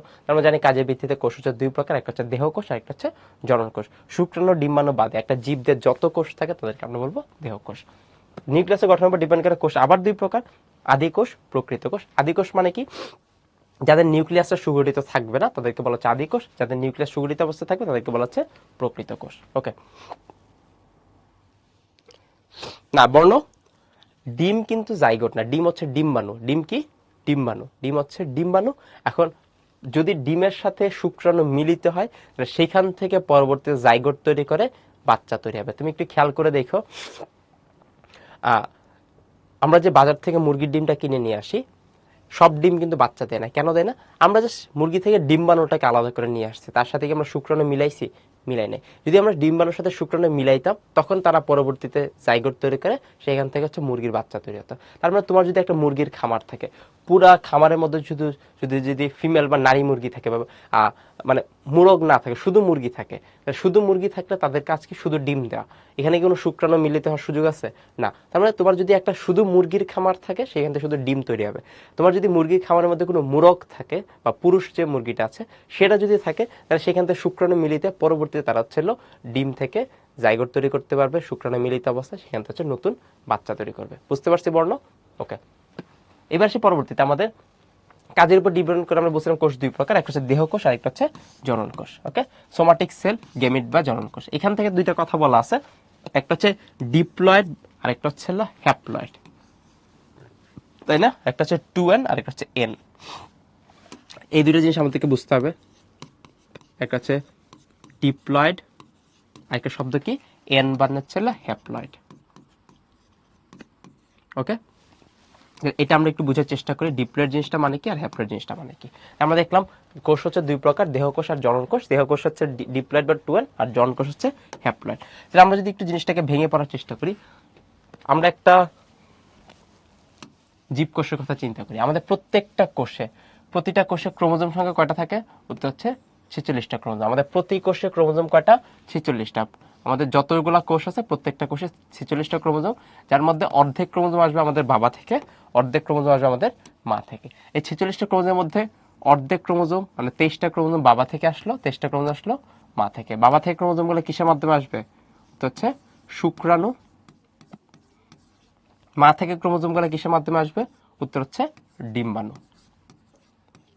তাহলে খেয়াল করে দেখো, আমাদের প্রতিটা কোষ বা একটা মানুষ তৈরি করার জন্য প্রত্যেকটা কোষে ক্রোমোজোম লাগবে 46, যার অর্ধেক আসে বাবা থেকে, অর্ধেক আসে মা থেকে। তাহলে বাবা থেকে আসবে শুক্রাণুর মাধ্যমে, মা থেকে আসবে ডিম্বাণুর মাধ্যমে। এই যে শুক্রাণুর মাধ্যমে যে ক্রোমোজোমগুলো আসলো তাদেরকে আমরা একটা সেট হিসেবে ধরি, এই পুরো সেটকে আমরা n দিয়ে প্রকাশ করি। ডিম্বাণু থেকে যে ক্রোমোজোমগুলো আসলো তাদেরকে আমরা একটা সেট হিসেবে প্রকাশ করি, সেই সেটের নাম কি? n। তাহলে শুক্রাণুতে n সংখ্যক ক্রোমোজোম, ডিম্বাণুতে n সংখ্যক ক্রোমোজোম। তারা মিলিত অবস্থায় কি অবস্থা তৈরি করবে? উত্তর হচ্ছে n + n = 2n। তাহলে আমাদের প্রতিটা দেহকোষ বা সোমাটিক সেল, দেহকোষ বা প্রত্যেকটা সোমাটিক সেল তারা হচ্ছে 2n অবস্থায় থাকবে, আর এরা কোন অবস্থায় থাকবে? জনন কোষগুলো থাকবে হচ্ছে n অবস্থায়। তাহলে যেটা n বা সিঙ্গেল অবস্থায় আছে তাকে বলা হ্যাপ্লয়েড, আর ডি শব্দের অর্থ হচ্ছে দুই, তাহলে ডিপ্লয়েড মানে হচ্ছে 2n। তাহলে দুইটা জনন কোষ মিলিত হওয়ার পর যেটা তৈরি করে তাকে বলা হচ্ছে ডিপ্লয়েড অবস্থা, আর জনন কোষগুলোর অবস্থাকে বলা হয় হ্যাপ্লয়েড। মনে থাকবে? তাহলে আমরা দেখলাম জনন কোষ তাদের অবস্থা হচ্ছে n, এবং সেটাকে আমরা কি নামে বলি? হ্যাপ্লয়েড নামে বলি। ওকে, আর আমাদের সোমাটিক সেল বা দেহকোষ যাদেরকে আমরা বলি, সোমাটিক সেল মানে হচ্ছে দেহকোষ, এবং তাদের অবস্থা কোন অবস্থায় থাকবে? উত্তর হচ্ছে ডিপ্লয়েড। ক্লিয়ার? তাহলে আমরা একটা শব্দ পেলাম হ্যাপ্লয়েড, একটা শব্দ পেলাম ডিপ্লয়েড। এটা কিভাবে আসছে আশা করি ধরতে পারছি। আমাদের প্রত্যেকটা জনন কোষের মধ্যে, এখন মানুষের ক্ষেত্রে প্রত্যেকটা কোষে ক্রোমোজোম সংখ্যা হচ্ছে 46, অন্য প্রাণীর ক্ষেত্রে তো তা না। তোমার ধরো গিনিপিগের ক্ষেত্রে তার ক্রোমোজোম সংখ্যা হইতে পারে হচ্ছে 64টা, সেখানে তার n কত হবে? 64-র অর্ধেক যেটা আছে। তাহলে মানুষের ক্ষেত্রে n হচ্ছে 23, অন্য প্রাণীর ক্ষেত্রে তার ক্রোমোজোম উপর নির্ভর করে, বা গরুর ক্ষেত্রে হচ্ছে ক্রোমোজোম সংখ্যা 60, তাহলে তার n ডিপেন্ড করবে তার ক্রোমোজোম সংখ্যার উপর নির্ভর করে। কিন্তু আলটিমেটলি n মানে কি? একটা জনন কোষে কতটা ক্রোমোজোম পাওয়া যাচ্ছে সেটাকে বলা হচ্ছে n। তাহলে দুইটা জনন কোষ মিলিত হয়ে এটা একটা পূর্ণাঙ্গ জীব তৈরি করে, তাহলে এটা মিলে হচ্ছে 2n। ওকে, তাহলে n মানে হচ্ছে হ্যাপ্লয়েড, 2n মানে হচ্ছে ডিপ্লয়েড। একটু যদি আমরা ক্লিয়ার করতে পারি পরবর্তীতে, এই যে আমাদের শুক্রাণু বা ডিম্বাণুতে 23টা ক্রোমোজোম থাকে, এই 23টা ক্রোমোজোমকে আবার ভাগ করা যায়। এই 23টা ক্রোমোজোমকে আবার ভাগ করা যায় কিভাবে? একটা হচ্ছে অটোসোম, আর আরেকটাকে আমরা বলি হচ্ছে সেক্স ক্রোমোজোম। ওকে, একটা ক্রোমোজোম যাকে আমরা কি বলি? সেক্স ক্রোমোজোম বলি, আর বাদ বাকি 22টা ক্রোমোজোমকে আমরা কি বলি? অটোসোম বলি। তাহলে দেখো ডিম্বাণুতে আমরা ক্রোমোজোম পেলাম 23, সেম শুক্রাণুতে আমরা ক্রোমোজোম পাবো 23, যাকে আবারও দুই ভাগে ভাগ করা যায়, একটা হচ্ছে অটোসোম আর একটা কি? Sex chromosome. তাহলে এখান থেকে আমাদের জানতে হবে যে কোনটার কাজ কি। তাহলে আমরা জানি সেক্স ক্রোমোজোমের সংখ্যা একটা থাকবে, বাকি 22টা থাকবে হচ্ছে অটোসোম।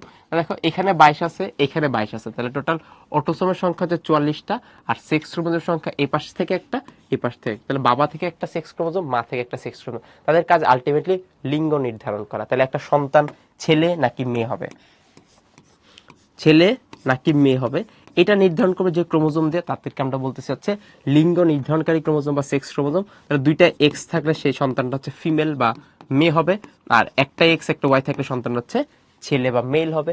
আলটিমেটলি খেয়াল করে দেখো, এই যে শুক্রাণু এবং ডিম্বাণুর মধ্যে দিয়ে প্রথমত আমাদের যত বাবা মা থেকে যত বৈশিষ্ট্য আছে বৈশিষ্ট্যগুলো আসতেছে। কিভাবে আসতেছে? এই যে অটোসোমের মধ্যে দিয়ে বৈশিষ্ট্যগুলো আসে। তাহলে খেয়াল করে দেখো, মায়ের ডিম্বাণু থেকে আমরা 23টা ক্রোমোজোম পাবো, যার 22টা হচ্ছে আমাদের বৈশিষ্ট্য নিয়ে আসবে। বাবার শুক্রাণু থেকে 23টা ক্রোমোজোম পাবো, যার মধ্যে 22টা হচ্ছে আমাদের বৈশিষ্ট্যগুলো নিয়ে আসবে।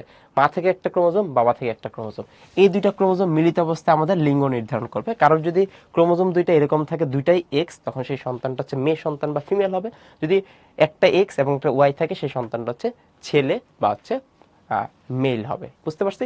এটা হচ্ছে আমাদের আলটিমেটলি হ্যাপ্লয়েড এবং ডিপ্লয়েডের কনসেপ্ট, যার মধ্যে আমরা অটোসোম এবং সেক্স ক্রোমোজোমটা শিখে ফেলছি। ক্লিয়ার? তাহলে এই হচ্ছে আমাদের কাজের ভিত্তিতে আমরা দেহকোষ এবং জনকোষে ভাগ করতে পারি। উদাহরণগুলো শিখবে মূল, কাণ্ড, পাতা, স্নায়ুকোষ, রক্তকণি, যা যা আছে সবকিছু দেহকোষ, এক্সেপ্ট শুক্রাণু এবং ডিম্বাণু। তারা কোন ধরনের কোষ?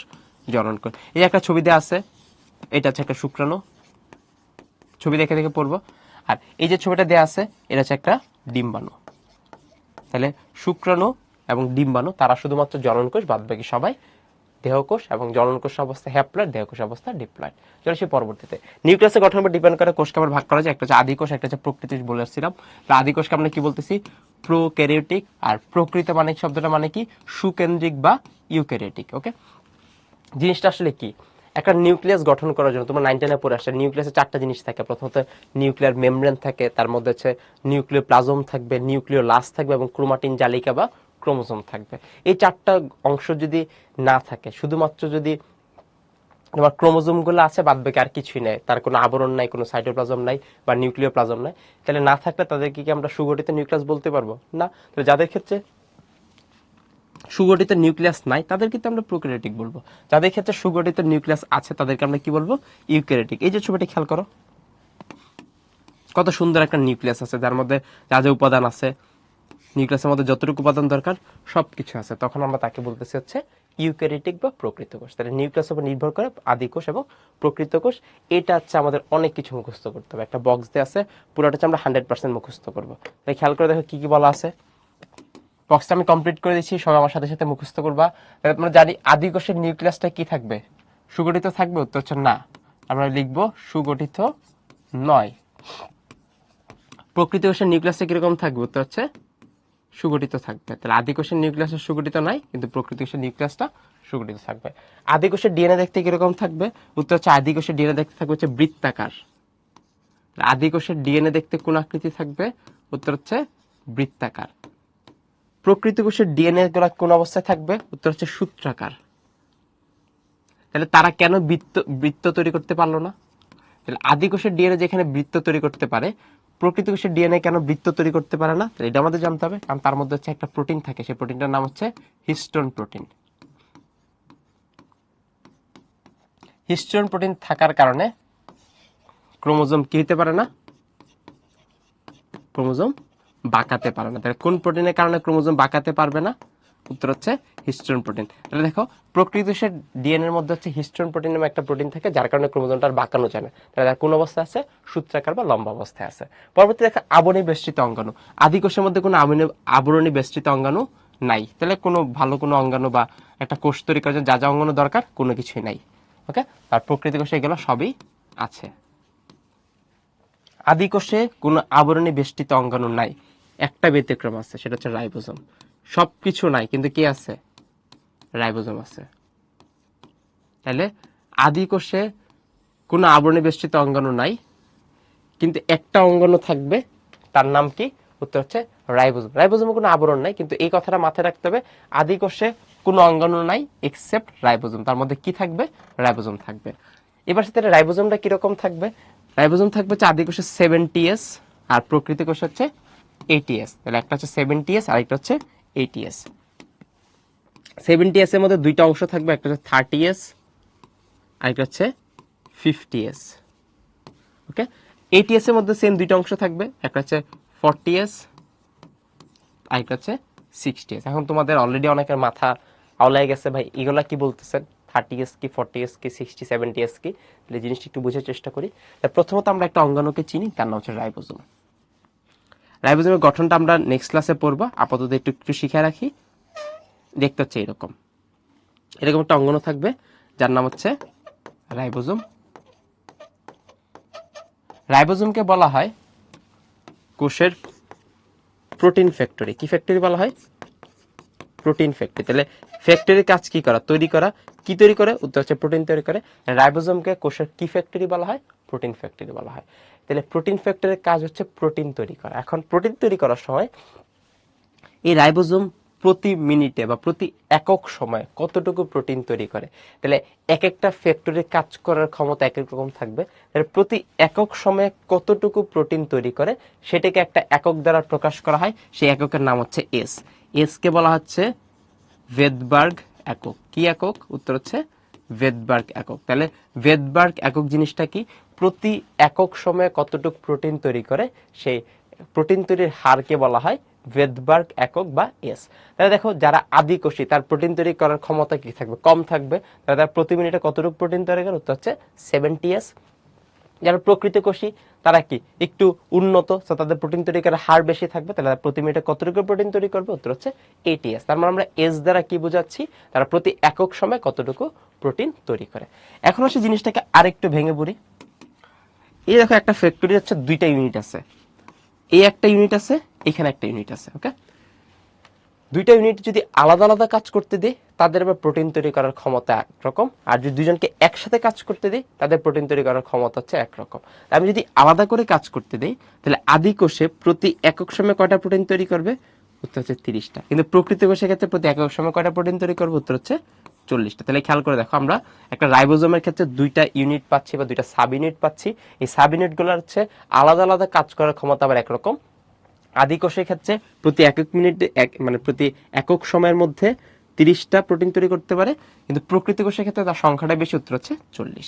সেম জিনিস নিচের ইউনিটটা একটু বড়, তাহলে তার কাজ করার ক্ষমতা একটু বেশি থাকবে। তাহলে এটা আদি কোষের ক্ষেত্রে প্রতি একক সময় 50টা হবে, আর প্রকৃতি কোষের ক্ষেত্রে প্রতি একক সময় 60। তাহলে খেয়াল করে দেখো আমাদের কি দাঁড়াচ্ছে। তাহলে এটা হচ্ছে আমাদের আদি কোষ, আর এটা হচ্ছে আমাদের প্রকৃত কোষ। সেম জিনিস, প্রকৃত কোষ, আর এটা হচ্ছে আমাদের আদি কোষ। তাহলে আমরা দেখলাম যদি আমি দুইটাকে একসাথে কাজ করতে দিই, দুইটা অংশকে একসাথে কাজ করতে দিই, তাহলে আদি কোষে প্রতি একক মিনিটে কটা তৈরি করবে? উত্তর হচ্ছে 70টা প্রোটিন। আর যদি দুজনকে আলাদা আলাদা কাজ করতে দিই তাহলে উপর অংশটা 30টা প্রোটিন তৈরি করবে, নিচের অংশটা 50টা। তার মানে 30 আর 50-এর যোগফল কি 70? না। তার মানে খেয়াল করে দেখো, একটা হচ্ছে একসাথে কাজ করা, একটা হচ্ছে আলাদা আলাদা কাজ করা। তাহলে আলাদা আলাদা কাজ করলে তার হচ্ছে কাজ করার ক্ষমতা বেশি হবে, একসাথে করতে গেলে কাজ করার ক্ষমতাটা কমে যাচ্ছে। এই হচ্ছিল আমরা দেখলাম আদি কোষে রাইবোজোম, তার একক হচ্ছে 70s, যার মধ্যে দুইটা সাব ইউনিট, একটা হচ্ছে 30s আর একটা হচ্ছে 50s। তাহলে প্রকৃতি কোষের ক্ষেত্রে সেম, তাদের প্রোটিন তৈরি করার হার হচ্ছে 80s, যার মধ্যে একটা সাব ইউনিট হচ্ছে 40s আর একটা সাব ইউনিট হচ্ছে 60s। ওকে, এটা তোমরা যখন আরেকটা রাইবোজোম নিয়ে পড়বা তখন আরো ডিটেলসে পড়তে পারবা, এখন জাস্ট কনসেপ্টটা ধরাই দিছি। তাহলে খেয়াল করে দেখো তো, আদি কোষের মধ্যে কোনো অঙ্গাণু নাই, কিন্তু পাওয়া যাচ্ছে কাকে? রাইবোজোমকে। আর প্রকৃত কোষে তো সবই আছে, রাইবোজোমও আছে। তাহলে রাইবোজোম একই সাথে আদি কোষে আছে, একই সাথে প্রকৃত কোষে আছে। তারপরে রাইবোজোম আমরা সব জায়গাতে পাচ্ছি, এই জন্য রাইবোজোমকে কি বলা হয়? রাইবোজোমকে বলা হয় সার্বজনীন অঙ্গাণু। খুবই খুবই গুরুত্বপূর্ণ তথ্য, নিচের কোনটাকে সার্বজনীন অঙ্গাণু বলা হয়? তাহলে উত্তর কি? রাইবোজোম। নিচের কোনটাকে সার্বজনীন অঙ্গাণু বলা হয়? উত্তর হচ্ছে রাইবোজোম। ক্লিয়ার? রাইবোজোম যার কাজ প্রোটিন তৈরি করা, এই জন্য আমরা তাকে কোষের প্রোটিন ফ্যাক্টরি বলি। এখন সে কতটুকু প্রোটিন তৈরি করে তার উপর ডিপেন্ড করে, একটা হচ্ছে 70s যেটা আদি কোষে পাওয়া যাচ্ছে, একটা হচ্ছে 80s যেটা হচ্ছে প্রকৃতি কোষে পাওয়া যাচ্ছে। সাইটোস্কেলেটন মানে কোষীয় কঙ্কাল। আদি কোষে কোনো কঙ্কাল টঙ্কাল কিছুই নাই, প্রকৃতি কোষে কোষীয় কঙ্কাল বা সাইটোস্কেলেটন থাকবে। ক্লিয়ার? এস দিয়ে কি বোঝায় মুবিন? এই যে এস দিয়ে বললাম প্রতি একক সময়ে প্রোটিন তৈরি করার হার, প্রতি একক সময়ে প্রোটিন তৈরি করার হারকে বলা হচ্ছে ভেদবার্গ বা এস। চলেছি পরবর্তীতে, আদি কোষের ক্ষেত্রে যে আরএনএ পলিমারেজ এনজাইমটা থাকবে তার হচ্ছে কোনো প্রকার ভেদ নাই, এক প্রকার। আর প্রকৃত কোষের ক্ষেত্রে তাদের প্রকার পাওয়া যাবে, উত্তর হচ্ছে 3 প্রকার। ওকে, এই যে পলিমারেজ এনজাইম আমরা যখন আরেকটু চ্যাপ্টার শেষের দিকে যাব তখন এগুলো পড়বো, আপাতত প্যারানোর কিছু দরকার নাই। আদি কোষের সবকিছু হচ্ছে আদি বৈশিষ্ট্য, তাদের মধ্যে একটা ব্যাপার থাকবে সেটা হচ্ছে অপেরণ। অপেরণ মানে হচ্ছে আদি কোষে বৈশিষ্ট্য প্রকাশকে কি বলা হয়? অপেরণ বলা হয়। তাহলে আদি কোষে কি থাকবে? বৈশিষ্ট্য প্রকাশ করার জন্য একটা আলাদা একটা ব্যবস্থা থাকবে যাদেরকে বলা হচ্ছে অপেরণ। তাহলে অপেরণ আদি কোষে থাকবে, প্রকৃত কোষে নাই। জিনের গঠনের মধ্যে আদি কোষে কোনো ঝামেলা নাই, কিন্তু প্রকৃত কোষে একটা শব্দ আছে সেটা হচ্ছে ইন্ট্রন্স। তাহলে আদি কোষে ইন্ট্রন্স বলতে কিছু নাই, কিন্তু প্রকৃত কোষে কি আছে? ইন্ট্রন্স বলতে একটা শব্দ আছে। ওকে, বুঝিয়ে দিচ্ছি আমি, ভয় পাওয়ার কিছু নেই। আদিকোষে কোষ বিভাজনটা হবে হচ্ছে সরল প্রকৃতি। তাহলে আমরা জানি সরল প্রকৃতি কোষ বিভাজন কোনটা, উত্তর হচ্ছে অ্যামাইটোসিস। একটা কোষ কোনো ঝামেলা ছাড়া দুইটা কোষে ভাগ হয়ে যাওয়া। আর প্রকৃত কোষের ক্ষেত্রে একটু উন্নত বৈশিষ্ট্য, তাহলে আমরা জানি মাইটোসিস অথবা মিউসিস। তাহলে আমরা দেখলাম আদি কোষের মধ্যে অ্যামাইটোসিস থাকবে, কিন্তু প্রকৃতি কোষে মাইটোসিস অথবা মিউসিস থাকবে। আদি কোষের শ্বসনটা হচ্ছে অবাত শ্বসন। অবাত মানে কি, যেখানে কোনো বাতাসের দরকার নাই, কিন্তু প্রকৃতি কোষের শ্বসনটা হচ্ছে সবাত শ্বসন। আদি কোষের ক্ষেত্রে তাদের ট্রান্সলেশনটা দ্রুত হবে বা সাথে সাথে হবে, আর এখানে হচ্ছে বিরতি থাকবে। ওকে, জিনিসগুলো একটু লিখো, আমি আরেকবার বলে দিচ্ছি। আমরা শুরু থেকে দেখে আসছি অলরেডি আমাদের আদি কোষ কেন, প্রকৃতি কোষ কেন, কারণ রাইবোজোম কিরকম থাকবে, এগুলো আমরা জানি।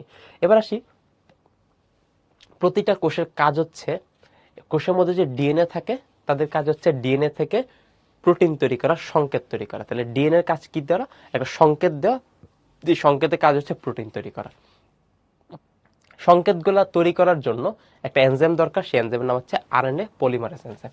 তো যাদের আদি কোষ তাদের মধ্যে কোনো ভেরিয়েশন থাকবে না, কিন্তু প্রকৃত কোষে এই পলিমারেজ এনজাইমটা থাকবে কত প্রকার, 3 প্রকার। আমরা বলছিলাম ডিএনএ থেকে একটা সংকেত আসবে কি তৈরি করার, উত্তর হচ্ছে প্রোটিন তৈরি করার সংকেত। তাহলে আমাদের ডিএনএ কি করবে, একটা সংকেত পাঠাবে,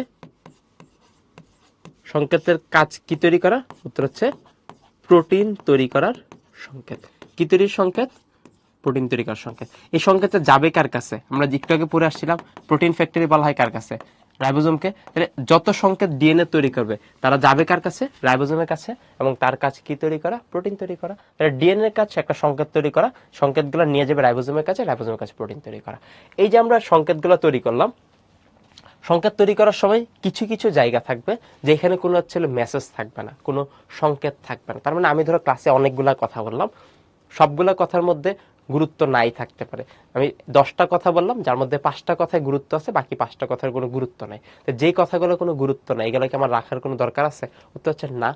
সেম জিনিস, আমার যে প্রোটিন তৈরি করার যে মেসেজটা আছে, এই মেসেজের মধ্যে কিছু মেসেজ আছে কাজের জন্য, কিছু মেসেজ আছে অকাজের। তাহলে অকাজের মেসেজগুলোকে আমি রাখবো না, ফেলে দিব, ফেলে দিব। এই অকাজের মেসেজগুলোকে বলা হয় ইন্ট্রন্স। তাহলে প্রকৃত কোষের মধ্যে একটা শব্দ পাবো, সেটা হচ্ছে ইন্ট্রন্স, যেখানে হচ্ছে কি আমাদের যে সংকেত যেটা আছে, সেই সংকেতটা হচ্ছে যেখানে কোনো তথ্য বহন করে না, সেই অংশগুলোকে বলা হচ্ছে ইন্ট্রন্স। তাহলে আমরা আলটিমেটলি কি করব, ইন্ট্রন্সগুলোকে বাদ দিয়ে দিব। ওকে, দেওয়ার পরে আমরা যে সংকেতটা তৈরি করলাম, সংকেতটা রাইবোজোম পর্যন্ত পাঠাইছি, এখন সেই সংকেত অনুযায়ী কাজ করবে না, তাহলে সংকেত অনুযায়ী কাজ করাকে বলা হয় ট্রান্সলেশন। তাহলে যে প্রক্রিয়ায় সংকেত অনুযায়ী কাজ করা হয়, সেই প্রক্রিয়াটাকে কি বলা হয়, ট্রান্সলেশন। তাহলে ট্রান্সলেশনে কি হয়, সংকেত অনুযায়ী কাজ করে, ট্রান্সলেশন প্রক্রিয়া কি তৈরি করবে, উত্তর হচ্ছে প্রোটিন তৈরি করবে। তাহলে খেয়াল করে দেখো, প্রোটিন তৈরি করার জন্য একটা মেসেজ পাঠাইছি, সেই মেসেজটা তোমার হাতে আসলো, তুমি মেসেজটা দেখে মেসেজ অনুযায়ী কাজ করতেছো। তাহলে মেসেজ অনুযায়ী কাজ করা মানে কি, মেসেজটাকে ট্রান্সলেট করতেছো, এবং সেই প্রক্রিয়াটাকে বলা হচ্ছে ট্রান্সলেশন। তাহলে আদি কোষের ক্ষেত্রে ট্রান্সলেশনটা খুব তাড়াতাড়ি হয়ে যায়, কিন্তু প্রকৃত কোষের ক্ষেত্রে ট্রান্সলেশন হওয়ার জন্য একটা গ্যাপ বা সময়ের একটা বিরতি থাকতে হয়। বুঝতে পারছি। আদি কোষের ক্ষেত্রে শ্বসন মানে হচ্ছে কোষের মধ্যে আমরা জানি শক্তি তৈরি করার জন্য শ্বসন করা লাগে। যেখানে কোনো অক্সিজেনের দরকার নাই তাদেরকে আমরা বলতেছি অবাত, আর সহ বাতাস মানে বাতাস সহ হলে উত্তর হচ্ছে সবাত। তাহলে যেখানে অক্সিজেন দরকার লাগবে অবশ্যই, তাহলে প্রকৃতি কোষে হচ্ছে সবাত শোষণ দেখা যাবে, কিন্তু আদি কোষে হচ্ছে অবাত শোষণ দেখা যাবে। আদি কোষে কোষ বিভাজন হচ্ছে অ্যামাইটোসিস। অ্যামাইটোসিস মানে হচ্ছে কোনো একটা কোষ কোনো জটিল প্রক্রিয়া ছাড়া দুইটা ভাগ হয়ে গেল। একটা কোষ আছে এরকম, একটা কোষ আছে এরকম, পরবর্তী ধাপে কোনো জটিল প্রক্রিয়া ছাড়া এরকম হওয়ার পর পরবর্তী ধাপে হচ্ছে তারা দুইটা আলাদা কোষে ভাগ হয়ে গেল। এই যে প্রক্রিয়াটা আছে, এটা এখান থেকে এটা, এখান থেকে এটা, কোনো জটিল প্রক্রিয়া ছাড়া যখন একটা কোষ দুইটা কোষে বিভক্ত হয়েছে তাকে বলা হচ্ছে অ্যামাইটোসিস কোষ বিভাজন প্রক্রিয়া। তাহলে আদি কোষে কোষ বিভাজনটা হচ্ছে অ্যামাইটোসিস, আর প্রকৃতি কোষে হচ্ছে মাইটোসিস এবং মিওসিস। তাহলে দেখো এখান থেকে আমরা কিন্তু অনেকগুলো শব্দ শিখলাম। প্রথমত আরএনএ পলিমারেজ, আদি কোষে 1 প্রকার, প্রকৃতি কোষে 3 প্রকার। আদি কোষে তার বৈশিষ্ট্য প্রকাশের একটা পদ্ধতি আছে, সেই পদ্ধতিটাকে বলা হচ্ছে অপেরণ। তাহলে আদি কোষে অপেরণ পাওয়া যাবে, প্রকৃতি কোষে অপেরণ বলতে কোনো কিছু নাই। আদি কোষের ক্ষেত্রে জিনের গঠনে ইন্ট্রন্স বলতে কোনো শব্দ নাই, কিন্তু প্রকৃতি কোষে ইন্ট্রন্স বলতে একটা শব্দ আসবে, যে শব্দের মধ্যে কোনো কি নাই, মেসেজ বা কোড নাই, মানে প্রোটিন তৈরি করার কোনো সংকেত সেখানে থাকবে না। তাহলে প্রোটিন তৈরি করার প্রক্রিয়াকে বলা হচ্ছে ট্রান্সলেশন। ট্রান্সলেশন হবে কোন অঙ্গাণুতে? রাইবোজোমে। তার কাজ প্রোটিন তৈরি করা। আদিকোষের ক্ষেত্রে ট্রান্সলেশনটা খুব তাড়াতাড়ি হয়, প্রকৃত কোষের ক্ষেত্রে ট্রান্সলেশনটা বিরতি নিয়ে নিয়ে হয়। আদিকোষের ক্ষেত্রে তার কোষ বিভাজন হবে হচ্ছে সরল প্রকৃতির অ্যামাইটোসিস, আর প্রকৃত কোষের ক্ষেত্রে মাইটোসিস অথবা মিওসিস। এবং শ্বসন প্রক্রিয়া দেখলাম আদিকোষে কোনো অক্সিজেন দরকার নেই, উত্তর হচ্ছে অবাধ শ্বসন। আর প্রকৃত কোষে কি দরকার আছে? অক্সিজেন দরকার আছে, এটা উত্তর হচ্ছে সবাধ শ্বসন। ওকে, ইন্ট্রন্স বুঝি না, ইন্ট্রন্স আসলে বুঝার জিনিস হয় না। ইন্ট্রন্স যখন তোমরা এই অধ্যায়টা শেষ দিকে যাবা, ট্রান্সক্রিপশন ট্রান্সলেশন বইতে একটু চ্যাপ্টারটা শেষের দিকে আসো, দেখবে যে ট্রান্সলেশন ট্রান্সক্রিপশন বলতে শব্দ আছে, তখন আমি তোমাকে ইন্ট্রন্স বুঝাইতে পারবো। কিন্তু এখন তোমাকে ইন্ট্রন্স বুঝাইতে গেলে তোমার মাথার উপর দিয়ে যাবে। ওকে, ইন্ট্রন্সে একটা কথাই মনে রাখবা, যেখানে কোনো কি নাই, কোনো সংকেত নাই বা নন কোডিং। সংকেত না মানে কি? এই জায়গাটাকে বলা হচ্ছে কি অঞ্চল? নন কোডিং অঞ্চল। বাদ বাকি জিনিস আমরা যখন কোড শিখবো, যখন আমরা ট্রান্সক্রিপশন ট্রান্সলেশন পড়বো, তখন জিনিসটা ক্লিয়ার করব। আপাতত তোমার মাথা দিয়ে ঢুকবে না। জাস্ট একটুকু মনে রাখো, ইন্ট্রন্স মানে যেখানে কোনো কি নাই, কোনো কোড নাই বা সংকেত নাই, এই অঞ্চলটাকে বলা হচ্ছে নন কোডিং অঞ্চল। ওকে ওকে, সবাত কি? স মানে হচ্ছে বাতাস স, যে শ্বসনটা হয়। আমরা পড়ে আসছিলাম না আমাদের গ্লাইকোলাইসিস প্রক্রিয়া, গ্লুকোজকে ভেঙে আমরা শ্বসন প্রক্রিয়া কি তৈরি করি? তোমার শক্তি তৈরি করি। এবং সেটা কি হচ্ছিল? প্রায় 36 বা 38 অণু এটিপি ছিল।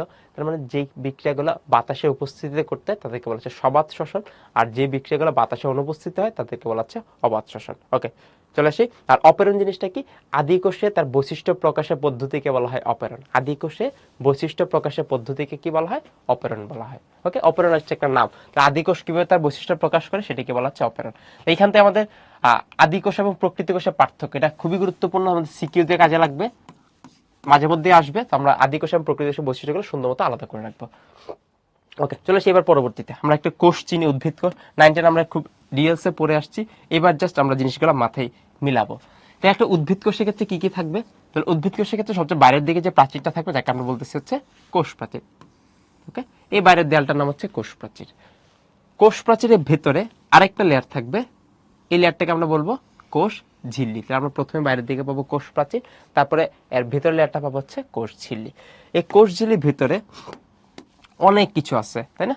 এই অনেক কিছুর মধ্যে একটা বড় অংশ থাকবে, যেটাকে হচ্ছে কোষের মস্তিষ্ক বলা হয়। তাহলে কাকে কোষের মস্তিষ্ক বলা হয়? উত্তর হচ্ছে নিউক্লিয়াস। তাহলে আমরা দেখলাম একটা কোষের ক্ষেত্রে প্রথমে কোষ প্রাচীর থাকবে, তার ভিতরে কোষ ঝিল্লি থাকবে, তার ভিতরে একটা বড় অংশ থাকবে যার নাম হচ্ছে নিউক্লিয়াস। নিউক্লিয়াসের পাশে বিশাল একটা ফাঁকা জায়গা থাকবে, এই ফাঁকা জায়গাটাকে আমরা বলতেছি হচ্ছে কোষ গহ্বর। এটা আমরা কি বলি? কোষ গহ্বর। ওকে, এরপর আমরা জানি কোষের মধ্যে অনেকগুলো অঙ্গাণু থাকে, তার মধ্যে হচ্ছে মাইটোকন্ড্রিয়া থাকবে, রাইবোজোম থাকবে, ক্লোরোপ্লাস্ট থাকবে, গলগি বডি থাকবে। ওকে, এই জাস্ট নামগুলো, এন্ডোপ্লাজমিক রেটিকুলাম থাকবে। তাহলে আমরা একটা উদ্ভিদ কোষে কি কি পাচ্ছি? তাহলে আমরা এই চিত্রগুলো আসলে এইচএসসি লেভেল খুব বেশি একটা আসবে না, কারণ যেগুলো তোমরা 9 10 পড়ে আসছো এগুলো এইচএসসি লেভেল খুব ঝামেলা করবে না, কারণ এর থেকে অ্যাডভান্স জিনিস আমরা পড়বো। তাহলে আমাদের পরীক্ষা প্রশ্ন আসবে একটা উদ্ভিদ কোষে কি কি পাওয়া যায়। তাহলে আমরা দেখলাম উদ্ভিদ কোষে সবচেয়ে বাইরের দিকে থাকবে কোষ প্রাচীর, তারপর থাকবে হচ্ছে কোষ ঝিল্লি, তারপর তার মধ্যে হচ্ছে নিউক্লিয়াস থাকবে, কোষ গহ্বর থাকবে, তার মধ্যে মাইটোকন্ড্রিয়া, রাইবোজোম, ক্লোরোপ্লাস্ট, এই অঙ্গাণুগুলো থাকবে, নামগুলো পড়বো। এখন তোমাকে প্রশ্ন করতে পারে যে একটা উদ্ভিদ কোষ আর একটা প্রাণী কোষকে আমরা কিভাবে পার্থক্য করব? এটা আমাদের পরীক্ষা আসবে। একটা উদ্ভিদ কোষ আর একটা হচ্ছে প্রাণী কোষকে আমরা কিভাবে আলাদা করব? তাহলে একটা উদ্ভিদ কোষ আর একটা কি কোষ? প্রাণী কোষ। কিভাবে আলাদা করব? তাহলে খেয়াল করে দেখো তো, আমরা উদ্ভিদ কোষে হচ্ছে কোষ প্রাচীর পাইছি, উদ্ভিদ কোষে কি পাইছি? কোষ প্রাচীর। প্রাণী কোষে কোনো কি থাকবে না? কোষ প্রাচীর থাকবে না। উদ্ভিদ কোষে আমরা ক্লোরোপ্লাস্ট পাইছি, কারণ কি তারা কি করতে পারে? শালক সংশ্লেষণ করতে পারে। প্রত্যেকটা উদ্ভিদের একটা বিশেষ ক্ষমতা, তারা শালক সংশ্লেষণ করতে পারে, নিজে খাদ্য নিজে তৈরি করতে পারে। কোনো প্রাণী কি সেটা পারে? পারে না। তার প্রাণী কোষে কোনো কি নাই? ক্লোরোপ্লাস্ট নাই। উদ্ভিদ কোষের মধ্যে হচ্ছে কোষ গহ্বর থাকবে। ওকে, প্রাণী কোষে নরমালি কোষ গহ্বর নাই, আর থাকলেও ছোট। তাহলে প্রাণী কোষে কোষ গহ্বর নাই, আর থাকলেও কি থাকবে? খুবই ছোট একটা কোষ গহ্বর থাকবে। ওকে, এবার পরবর্তীতে প্রাণী কোষের মধ্যে একটা জিনিস পাওয়া যাবে যার নাম হচ্ছে হলো সেন্ট্রোজোম। তাহলে প্রাণী কোষের মধ্যে একটা জিনিস পাওয়া যাবে যার নাম কি? সেন্ট্রোজোম। এটা আবার উদ্ভিদ কোষে নাই। তাহলে এইভাবে দেখো আমরা উদ্ভিদ কোষ এবং প্রাণী কোষে পার্থক্য করতে পারি। আমরা দেখলাম উদ্ভিদ কোষে কোষ প্রাচীর থাকবে, প্রাণী কোষে সেটা নাই। উদ্ভিদ কোষে ক্লোরোপ্লাস্ট থাকবে, প্রাণী কোষে কোনো ক্লোরোপ্লাস্ট নাই। উদ্ভিদ কোষে কোষ গহ্বর থাকবে বিশাল বড়, প্রাণী কোষে সেটা নাই, থাকলেও খুবই ছোট থাকবে। এবং উদ্ভিদ কোষের ক্ষেত্রে কোনো সেন্ট্রিওল বা সেন্ট্রোজোম নাই, কিন্তু প্রাণী কোষে কি পাওয়া যায়? সেন্ট্রোজোম পাওয়া যায়। তার মানে আমাদের বইতে উদ্ভিদ কোষে এবং প্রাণী কোষে দুইটা ছবি পাশাপাশি দেওয়া আছে। তুমি ছবি দুইটা দেখবা, দেখার পরে চিত্রের মধ্যে থেকে আইডেন্টিফাই করবা। তুমি উদ্ভিদ কোষ পড়ার সময় কোষ প্রাচীর পাবা, প্রাণী কোষে কোনো কোষ প্রাচীর দেখবা না। উদ্ভিদ কোষে ক্লোরোপ্লাস্ট পাবা, প্রাণী কোষে কোনো ক্লোরোপ্লাস্ট নাই। উদ্ভিদ কোষে কোষ গহ্বর থাকবে, প্রাণী কোষে নাই। উদ্ভিদ কোষের মধ্যে কোনো সেন্ট্রোজোম নাই, কিন্তু প্রাণী কোষে কি আছে? সেন্ট্রোজোম। এই যে দুইটা পার্থক্য তুমি করে ফেলতে পারলা, তাইলে তোমার এই উদ্ভিদ কোষ এবং প্রাণী কোষ পড়া সার্থক। কারণ এখান থেকে এমসিকিউতে এটি আসবে, নিচের কোনটা উদ্ভিদ কোষে অনুপস্থিত, নিচের কোনটা প্রাণী কোষে অনুপস্থিত। দেখো 4টা ইনফরমেশন আছে, মানে 4টা অপশন রেডি করা আছে। ক্লিয়ার? চলেছি পরবর্তীতে। এবার এই একটা ফ্লোচার্ট আছে, এটা আমরা পড়ে রাখবো, এমসিকিউতে অনেকবার আসবে। একটা আদর্শ কোষে দুইটা অংশ পাওয়া যাবে, একটা জড় পদার্থ আর একটা হচ্ছে প্রোটোপ্লাজম বা সজীব বস্তু। ওকে, তাহলে একটা কোষের মধ্যে কিছু জড় বস্তু পাওয়া যাবে, কিছু জীবিত বা সজীব বস্তু পাওয়া যাবে। সজীব বস্তুগুলোকে বলা হয় প্রোটোপ্লাজম। এই জড় পদার্থগুলোর মধ্যে সবচেয়ে গুরুত্বপূর্ণ যেটা, সেটা হচ্ছে কোষ প্রাচীর। পরীক্ষা প্রশ্ন আসবে, কোষ প্রাচীর কি জীবিত নাকি নির্জীব বা জড়? তাহলে উত্তর হচ্ছে কোষ প্রাচীর একটা জড় বস্তু। তাহলে উদ্ভিদ কোষের মধ্যে একটা জড় বস্তু থাকবে, তার নাম হচ্ছে কোষ প্রাচীর। ওকে, এছাড়া আরো কিছু নির্জীব বস্তু থাকবে, যার মধ্যে সঞ্চিত পদার্থগুলোর নাম শর্করা, আমিষ, চর্বি, মানে কার্বোহাইড্রেট, প্রোটিন এবং লিপিড। প্রত্যেকটা উদ্ভিদের মধ্যে পুষ্টি উপাদানগুলো জমা থাকে কার্বোহাইড্রেট, প্রোটিন এবং লিপিড নামে। নিঃসৃত পদার্থের মধ্যে এই যে বক্সটা আছে 100% মুখস্থ করবে। কিভাবে? আমরা একটা ছন্দ দিয়ে পড়তাম এরকম, হিজ পেন। ওকে, তাহলে হিজ থেকে একটা শব্দ আসছে হরমোন। ওকে, হিজ মানে হচ্ছে হরমোন, পি শব্দটা মানে হচ্ছে পিগমেন্ট। ওকে, ই মানে হচ্ছে এনজাইম, আর এর মানে হচ্ছে নেকটার, মানে মধু। তাহলে খেয়াল করে দেখো, একটা উদ্ভিদের বা উদ্ভিদের নির্জীব বস্তু থেকে নিঃসৃত পদার্থ হিসেবে আমরা কি কি পাচ্ছি? উত্তর হচ্ছে হিজ পেন। হিজ মানে হচ্ছে হরমোন, পিগমেন্ট, এনজাইম এবং নেকটার। বর্জ্য পদার্থ জাস্ট রিডিং দেবো, কিচ্ছু নাই। প্রোটোপ্লাজম মানে হচ্ছে সজীব বস্তু। এদের মধ্যে 3টা অংশ ভাগ করা যায়, কোষ ঝিল্লি, সাইটোপ্লাজম এবং হচ্ছে নিউক্লিয়াস। তাহলে খেয়াল করে দেখো, প্রোটোপ্লাজমের মধ্যে কোষ ঝিল্লি থাকবে, তার মধ্যে সাইটোপ্লাজম থাকবে, তার মধ্যে নিউক্লিয়াস থাকবে। সাইটোপ্লাজম বিভিন্ন অঙ্গাণু আছে, একটা হচ্ছে ঝিল্লিবদ্ধ আর একটা হচ্ছে ঝিল্লি বিহীন। পরীক্ষা প্রশ্ন আসবে, ভর্তি পরীক্ষা প্রশ্ন আসবে, নিচের কোনটা ঝিল্লিবদ্ধ অঙ্গাণু, নিচের কোনটা ঝিল্লি বিহীন অঙ্গাণু। তাই তুমি যদি যে কোনো এক পাশের নাম শিখতে পারো, আরেক পাশ মুখস্থ হয়ে যাবে। আমরা যদি শিখে ফেলি কারা ঝিল্লি বিহীন অঙ্গাণু আছে, আমরা ঝিল্লিবিহীন অঙ্গাণুগুলো একটু শিখে ফেলি। সাইটোপ্লাজম থেকে প্রশ্ন এটাই আসবে, কোনটা ঝিল্লিবদ্ধ অঙ্গাণু, কোনটা ঝিল্লিবিহীন অঙ্গাণু। তাই মনে রাখার উপায় কি? মনে রাখার উপায় একটা ছন্দ আছে এরকম, তোমার একটা মামা আছে, মামার নাম চেঞ্জ করো, করে নাম দাও প্রোটিওসোম। এই প্রোটিওসোম যে মামাটা আছে, প্রোটিওসোম হচ্ছে সেরা মামা, তোমার এই মামাটাই সবচেয়ে সেরা। তাহলে যদি তোমাকে প্রশ্ন করে তোমার মামা কোন মামা সবচেয়ে ভালো, তাহলে উত্তর হচ্ছে প্রোটিওসোমই সেরা মামা। কোন মামাটা সবচেয়ে ভালো? উত্তর হচ্ছে প্রোটিওসোম। ওকে, তাহলে এখান থেকে আমাদের ছন্দটা কি? প্রোটিওসোমই সেরা মামা। এই লাইনটা থেকে আমরা ইজিলি বের করতে পারবো। প্রোটিওসোম শব্দ থেকে অলরেডি চলে আসছে প্রোটিওসোম। রস্যই থেকে আসবে ইন্টারমিডিয়েট ফিলামেন্ট, স থেকে আসবে সেন্ট্রিওল, র থেকে আসবে রাইবোজোম, মা থেকে আসবে মাইক্রোফিলামেন্ট, আরেকটা মা থেকে আসবে হচ্ছে মাইক্রোটিউবুল। তাহলে নিচের কোনটি ঝিল্লিবিহীন অঙ্গাণু? নিচের কোনটি ঝিল্লিবিহীন অঙ্গাণু? একদম টানা মুখস্থ করব। উত্তর কি? প্রোটিওসোমই সেরা মামা। কে সবচেয়ে সেরা মামা? উত্তর হচ্ছে প্রোটিওসোমই সেরা মামা। ওকে, তাহলে ঝিল্লিবিহীন অঙ্গাণু কে কে আছে? আচ্ছা, আহমেদ রফি বলছে যে হিস পেন না বলে হার পেন বলতে। তো ছেলেরা বলবো হিস পেন, মেয়েরা বলবো হার পেন। ওকে, আমরা এখান থেকে মনে রাখবো, তাহলে হরমোন, পিগমেন্ট, এনজাইম এবং নেকটার, এটা হচ্ছে নিঃসৃত পদার্থ। আর ঝিল্লিবিহীন অঙ্গাণু কারা? প্রোটিওসোমের সেরা মামা। তাহলে প্রোটিওসোম, তারপর intermediate filament, centriole, ribosome, microtubule, microfilament. এই যে উপাদানগুলো আছে, এদের মধ্যে কোনো আবরণ বা ঝিল্লি নাই। মানে এক একটা অঙ্গাণুর উপরে যে আবরণ থাকার কথা, এদের মধ্যে কোনো আবরণ নেই। আমরা যদি জানি যে নিচের কোনটা আবরণবিহীন, তাহলে এই নামগুলো মনে রাখতে পারলে বাকিটা কি থাকবে? আবরণযুক্ত বা ঝিল্লিবদ্ধ। এনাফ। আর নিউক্লিয়াসের 4টা অংশ পাওয়া যায়, একটা হচ্ছে নিউক্লিয়ার এনভেলপ, একটা হচ্ছে নিউক্লিয়ার প্লাজম, নিউক্লিয়াস এবং হচ্ছে নিউক্লিয়ার রেটিকুলাম। ওকে, ওকে, যে যেভাবে মনে রাখতে পারো, মনে রাখাটা গুরুত্বপূর্ণ। হিস পেন আর হার পেন, কোনো সমস্যা নেই। আচ্ছা, টেনিন শব্দটা একটা প্রশ্ন করছে, ভেরি গুড কোশ্চেন। টেনিন হচ্ছে উদ্ভিদ থেকে কিছু রাসায়নিক পদার্থ নিঃসৃত হয়। এদের নাম হচ্ছে টেনিন। এটার একটা ব্যবহার আছে।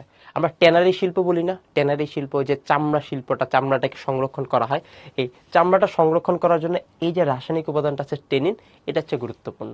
এই টেনিন থেকে শব্দটা আসছে হচ্ছে ট্যানারি, মনে থাকবে। তাহলে টেনিন হচ্ছে উদ্ভিদ থেকে একটা রাসায়নিক পদার্থ নিঃসৃত হয় এবং এদের কাজ হচ্ছে চামড়াটাকে সংরক্ষণ করতে হচ্ছে সাহায্য করে, মনে থাকবে। এটা তোমরা কেমিস্ট্রিতে পড়বা। তাহলে এই অংশ থেকে আমরা কোন কোন উপাদানগুলো আছে, ফ্লোচার্টটা দেখতে খুবই সিম্পল লাগতেছে, কিন্তু তোমার পরীক্ষা প্রশ্ন আসবে কোনটা নিঃসৃত পদার্থ নয়, কোনটা ঝিল্লিবদ্ধ অঙ্গাণু, কোনটা ঝিল্লিবিহীন অঙ্গাণু, নিউক্লিয়াসে কি কি অংশ আছে, প্রোটোপ্লাজমের অংশ কি, কোনটা প্রোটোপ্লাজমের অংশ নয়, এরকম হাজার হাজার প্রশ্ন থাকবে।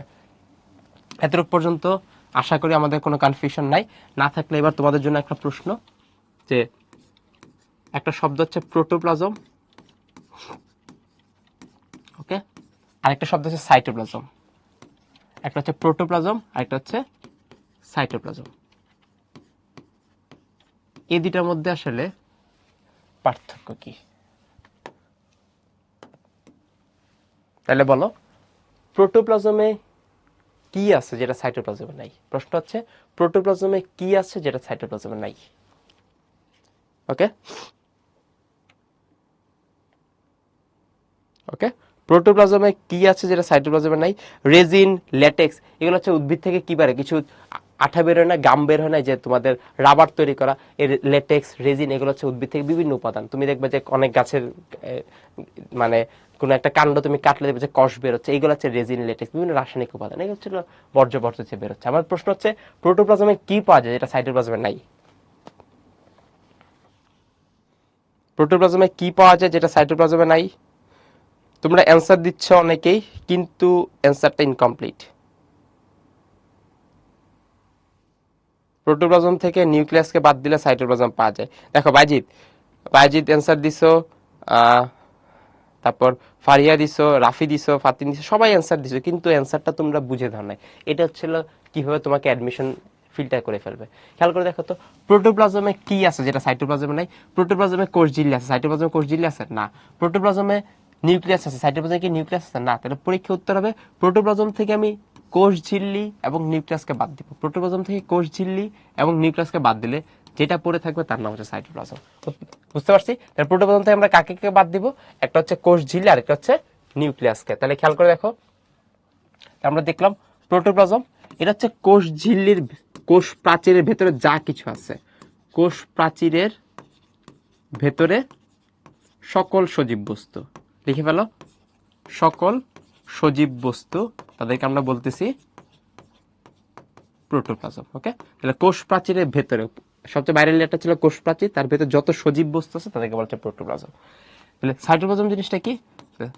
প্রোটোপ্লাজম থেকে এবার তাহলে সকল সজীব বস্তু থেকে, প্রোটোপ্লাজম থেকে কাকে কাকে বাদ দিব? তাহলে দুইটা জিনিসকে বাদ দিব, একটা হচ্ছে কোষ ঝিল্লি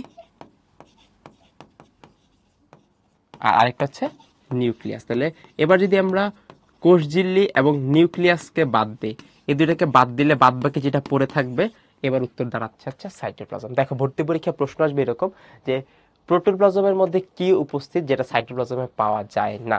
তো তুমি উত্তর কি বলবা? নিউক্লিয়াস। অপশনে নিউক্লিয়াস থাকবেই না, তাহলে অপশনে নিউক্লিয়াস না থাকলে উত্তর কি দাঁড়াবে? কোষ ঝিল্লি। তাহলে আমরা একটা প্রোটোপ্লাজম থেকে কোষ ঝিল্লি এবং নিউক্লিয়াস দুইটা জিনিসকে বাদ দিলে থাকবে সাইটোপ্লাজম। তাহলে প্রোটোপ্লাজম জিনিসটা কি?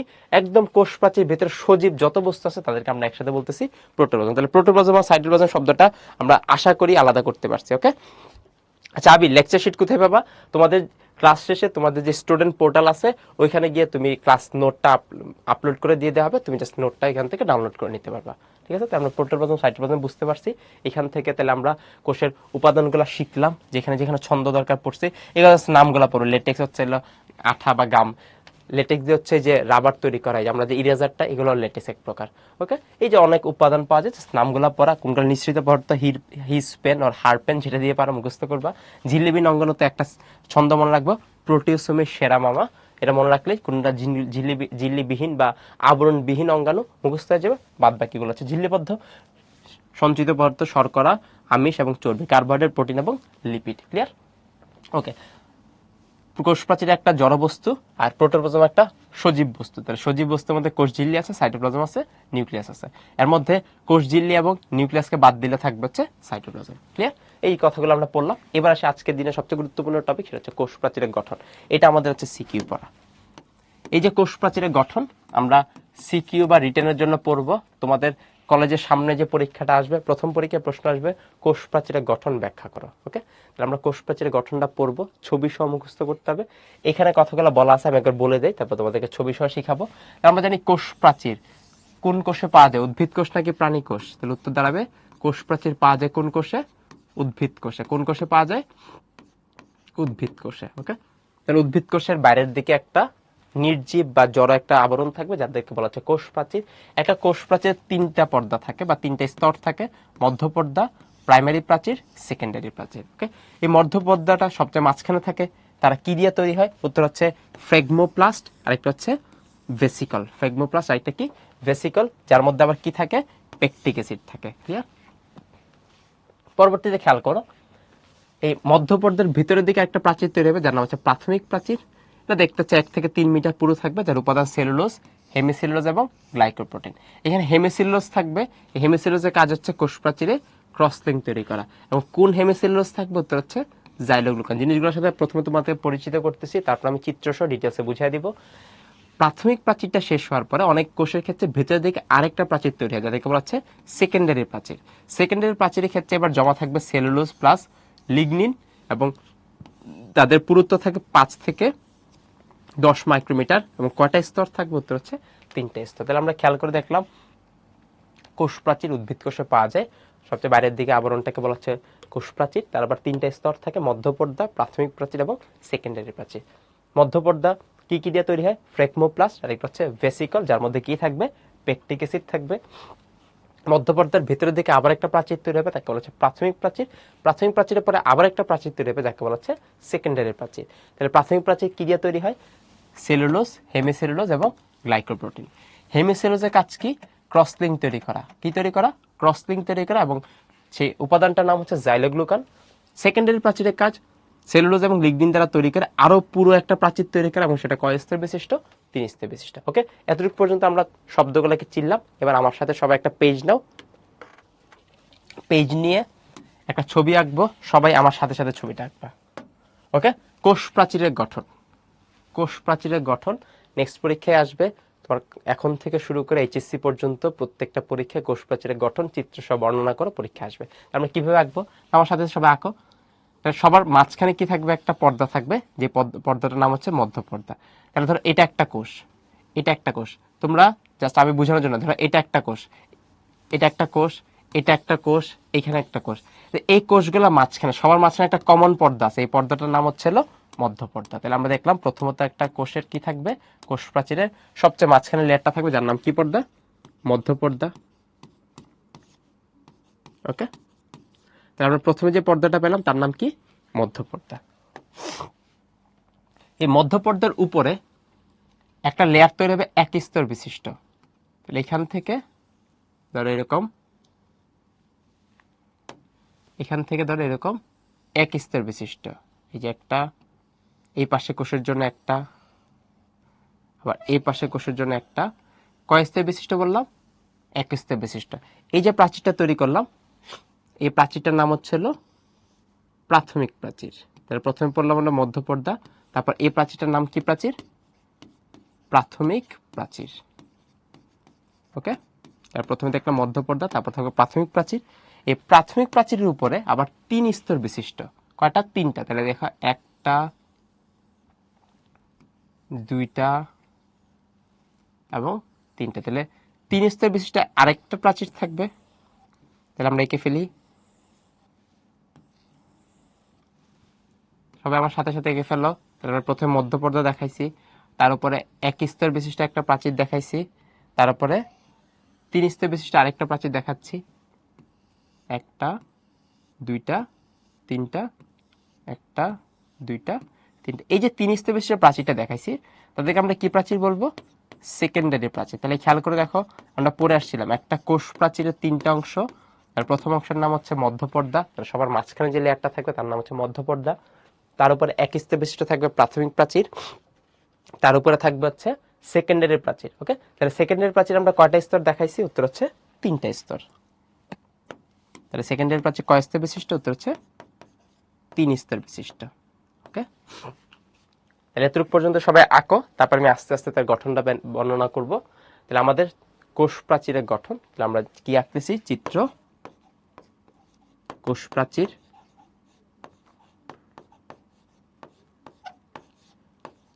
ওকে, তাহলে খেয়াল করে দেখো, একটা কোষ প্রাচীরের ক্ষেত্রে সবার মাঝখানে একটা কমন পর্দা থাকবে যার নাম মধ্য পর্দা। তারপরে তার ভেতরের দিকে, নট বাইরের দিকে, এই কোষের জন্য ভেতরের দিকে প্রাথমিক প্রাচীর, এই কোষের জন্য আরো ভেতরের দিকে সেকেন্ডারি প্রাচীর তৈরি হচ্ছে। মেমব্রেন মানে কি ফাতেমা? মেমব্রেন মানে হচ্ছে পর্দা। ওকে, স্বপ্নের ক্রসলিং আসতেছি।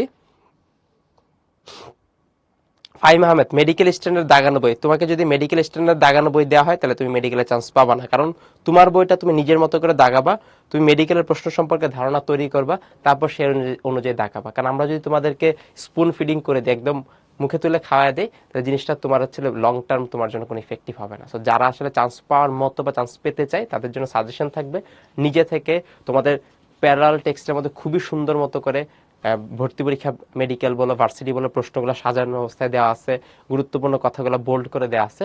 তুমি আগে এই জিনিসগুলো মাথার মধ্যে সেট করো, তারপর বইটা লাইন বাই লাইন পড়ো, পেন্সিল দিয়ে দাগ দাও, গুরুত্বপূর্ণ লাইনগুলোকে পরবর্তীতে কালার পেন দিয়ে দাগ দাও, তারপর তার চেয়ে গুরুত্বপূর্ণ কথাগুলোকে তুমি হাইলাইটেড দিয়ে দাগ দাও। এভাবে করে বইটাকে রেডি করো, তাহলে হচ্ছে তোমার প্রিপারেশনটা কমপ্লিট হবে। আর তোমাকে যদি আমি দাগানো বই দিয়ে দিই, তুমি দাগানো বইটা দেখে দেখে তোমার বইতে দাগাইলে আলটিমেটলি তোমার কোনো পড়া হচ্ছে না। ঠিক আছে? ওকে, কারণ আমরা চাই যে তোমরা হচ্ছে জিনিসটাকে নিজের মতো করে পড়া গুছানো। যার পড়াটা নিজের মতো করে গুছানো থাকবে সে হচ্ছে পরীক্ষার হলে যে কোনো প্রশ্ন দেখলে অ্যাটলিস্ট পড়াটাকে মনে করতে পারবে। আর তুমি যদি শুধু মুখস্থ করতে যাও তাহলে একবার যে পরীক্ষার হলে কোনো পড়ায় আর মনে পড়তেছে না। ওকে, তাহলে এখান থেকে আসলে তোমাদের জন্য একই সাজেশন থাকবে, চেষ্টা করবা নিজের পড়াটা নিজের মতো করে গুছানো। আমাদের হাতে অনেক রিসোর্স আছে, এই যে আমি ক্লাস নোটটা তোমাদেরকে দিয়ে দিব, দিয়ে দেওয়ার অসুবিধাটা কি? অসুবিধা হচ্ছে অনেক স্টুডেন্ট ক্লাসের মধ্যে লিখবে না, তারা ভাববে যে আরে আমার কাছে তো পুরো পিডিএফটা ভাই যেটা লিখে দিছে সেটাই আমার হাতে আছে, তাহলে আমি কেন লিখবো? যে লিখতেছে না তার কোনো মাসেল মেমোরি তৈরি হবে না। একটা জিনিস লিখলে, বারবার লিখলে আমাদের মাসেল মেমোরি তৈরি হয়, একটা জিনিস বারবার লিখলে আমাদের চোখের মধ্যে জিনিসগুলো ভেসে থাকে, এটা আমাদের আলটিমেটলি পরীক্ষার হলে পড়া অ্যান্সার করতে বা মনে করতে সাহায্য করবে। এই জন্য বোর্ডে সবই আছে, বইতে সবই আছে, প্যারালাল টেক্সটে সবই আছে, সবকিছু আছে, তারপর আমাদেরকে সবকিছু নিজের মতো করে পড়তে হবে। এইটা আমরা একটা কোষ প্রাচীর পড়তেছি, তাহলে কোষ প্রাচীরের ক্ষেত্রে তার মাঝখানে একটা কমন পর্দা থাকবে, সেই পর্দাটার নাম হচ্ছে মধ্য পর্দা। ব্যাপারটা কি? তোমার একটা রুম, তোমার পাশে একটা রুম, দুই রুমের মাঝখানে দেয়াল কয়টা? একটা দেয়াল না? এই দেয়ালটাকে আমরা বলতেছি হচ্ছে মধ্য পর্দা। তাহলে খেয়াল করে দেখো, এই পাশে একটা রুম আছে, এই পাশে একটা রুম আছে, তার মাঝখানে হচ্ছে দেয়াল থাকবে, এই দেয়ালটাকে আমরা বলতেছি হচ্ছে মধ্য পর্দা। ওকে, এখন মধ্য পর্দার পরে এই পাশের ধরো রুমের যে আছে সে ভাবলো যে আমার দেয়ালটাকে আমি সুন্দর মতো করে সিমেন্ট দিয়ে আস্তরণ করব। তাহলে তার দেয়ালটা সে আস্তরণ করতে চাইলে সে কি তার ভেতরের দিকে করতেছে? তোমার মনে হচ্ছিল না আমার দেয়ালটা আমি সিমেন্ট দিয়ে আস্তরণ করবো, তাহলে আমরা প্রথমে একটা প্রাথমিক দেয়াল পাইলাম, প্রথমে একটা দেয়াল পাইলাম যেটাকে আমরা মধ্য পর্দা বলতেছি। এরপর সবাই সবার মতো করে ভিতরের দিকে আস্তরণ করতেছে, সেই আস্তরণটাকে আমরা বললাম প্রাথমিক প্রাচীর। ওকে, আস্তরণ করার পরে এরপর তোমার মনে হলো না আমার দেয়ালটাকে আমি আরো সুন্দর করে সাজাবো, তার মধ্যে আমি অনেক সুন্দর করে রং করব। এবার দেখো, তুমি তোমার দেয়াল রং করতেছো, তার মানে কি তুমি তোমার রুমের ভিতরের দিকে রং করতেছো, তাহলে এবার যে রং বা কালারফুল যে লেয়ারটা তৈরি হবে তাকে আমরা বলতেছি হচ্ছে সেকেন্ডারি প্রাচীর। তাহলে আমরা খেয়াল করে দেখো, প্রথমে পেলাম মধ্য পর্দা এই কোষের জন্য, তার ভেতর দিকে পেলাম প্রাথমিক প্রাচীর, তার ভেতর দিকে পেলাম হচ্ছে সেকেন্ডারি প্রাচীর। তাহলে তোমার রুমের দেয়ালের মধ্যে তুমি ভিতরের দিকে আস্তরণ করলা, তার ভিতরে আবার তুমি রং করলা আলটিমেটলি।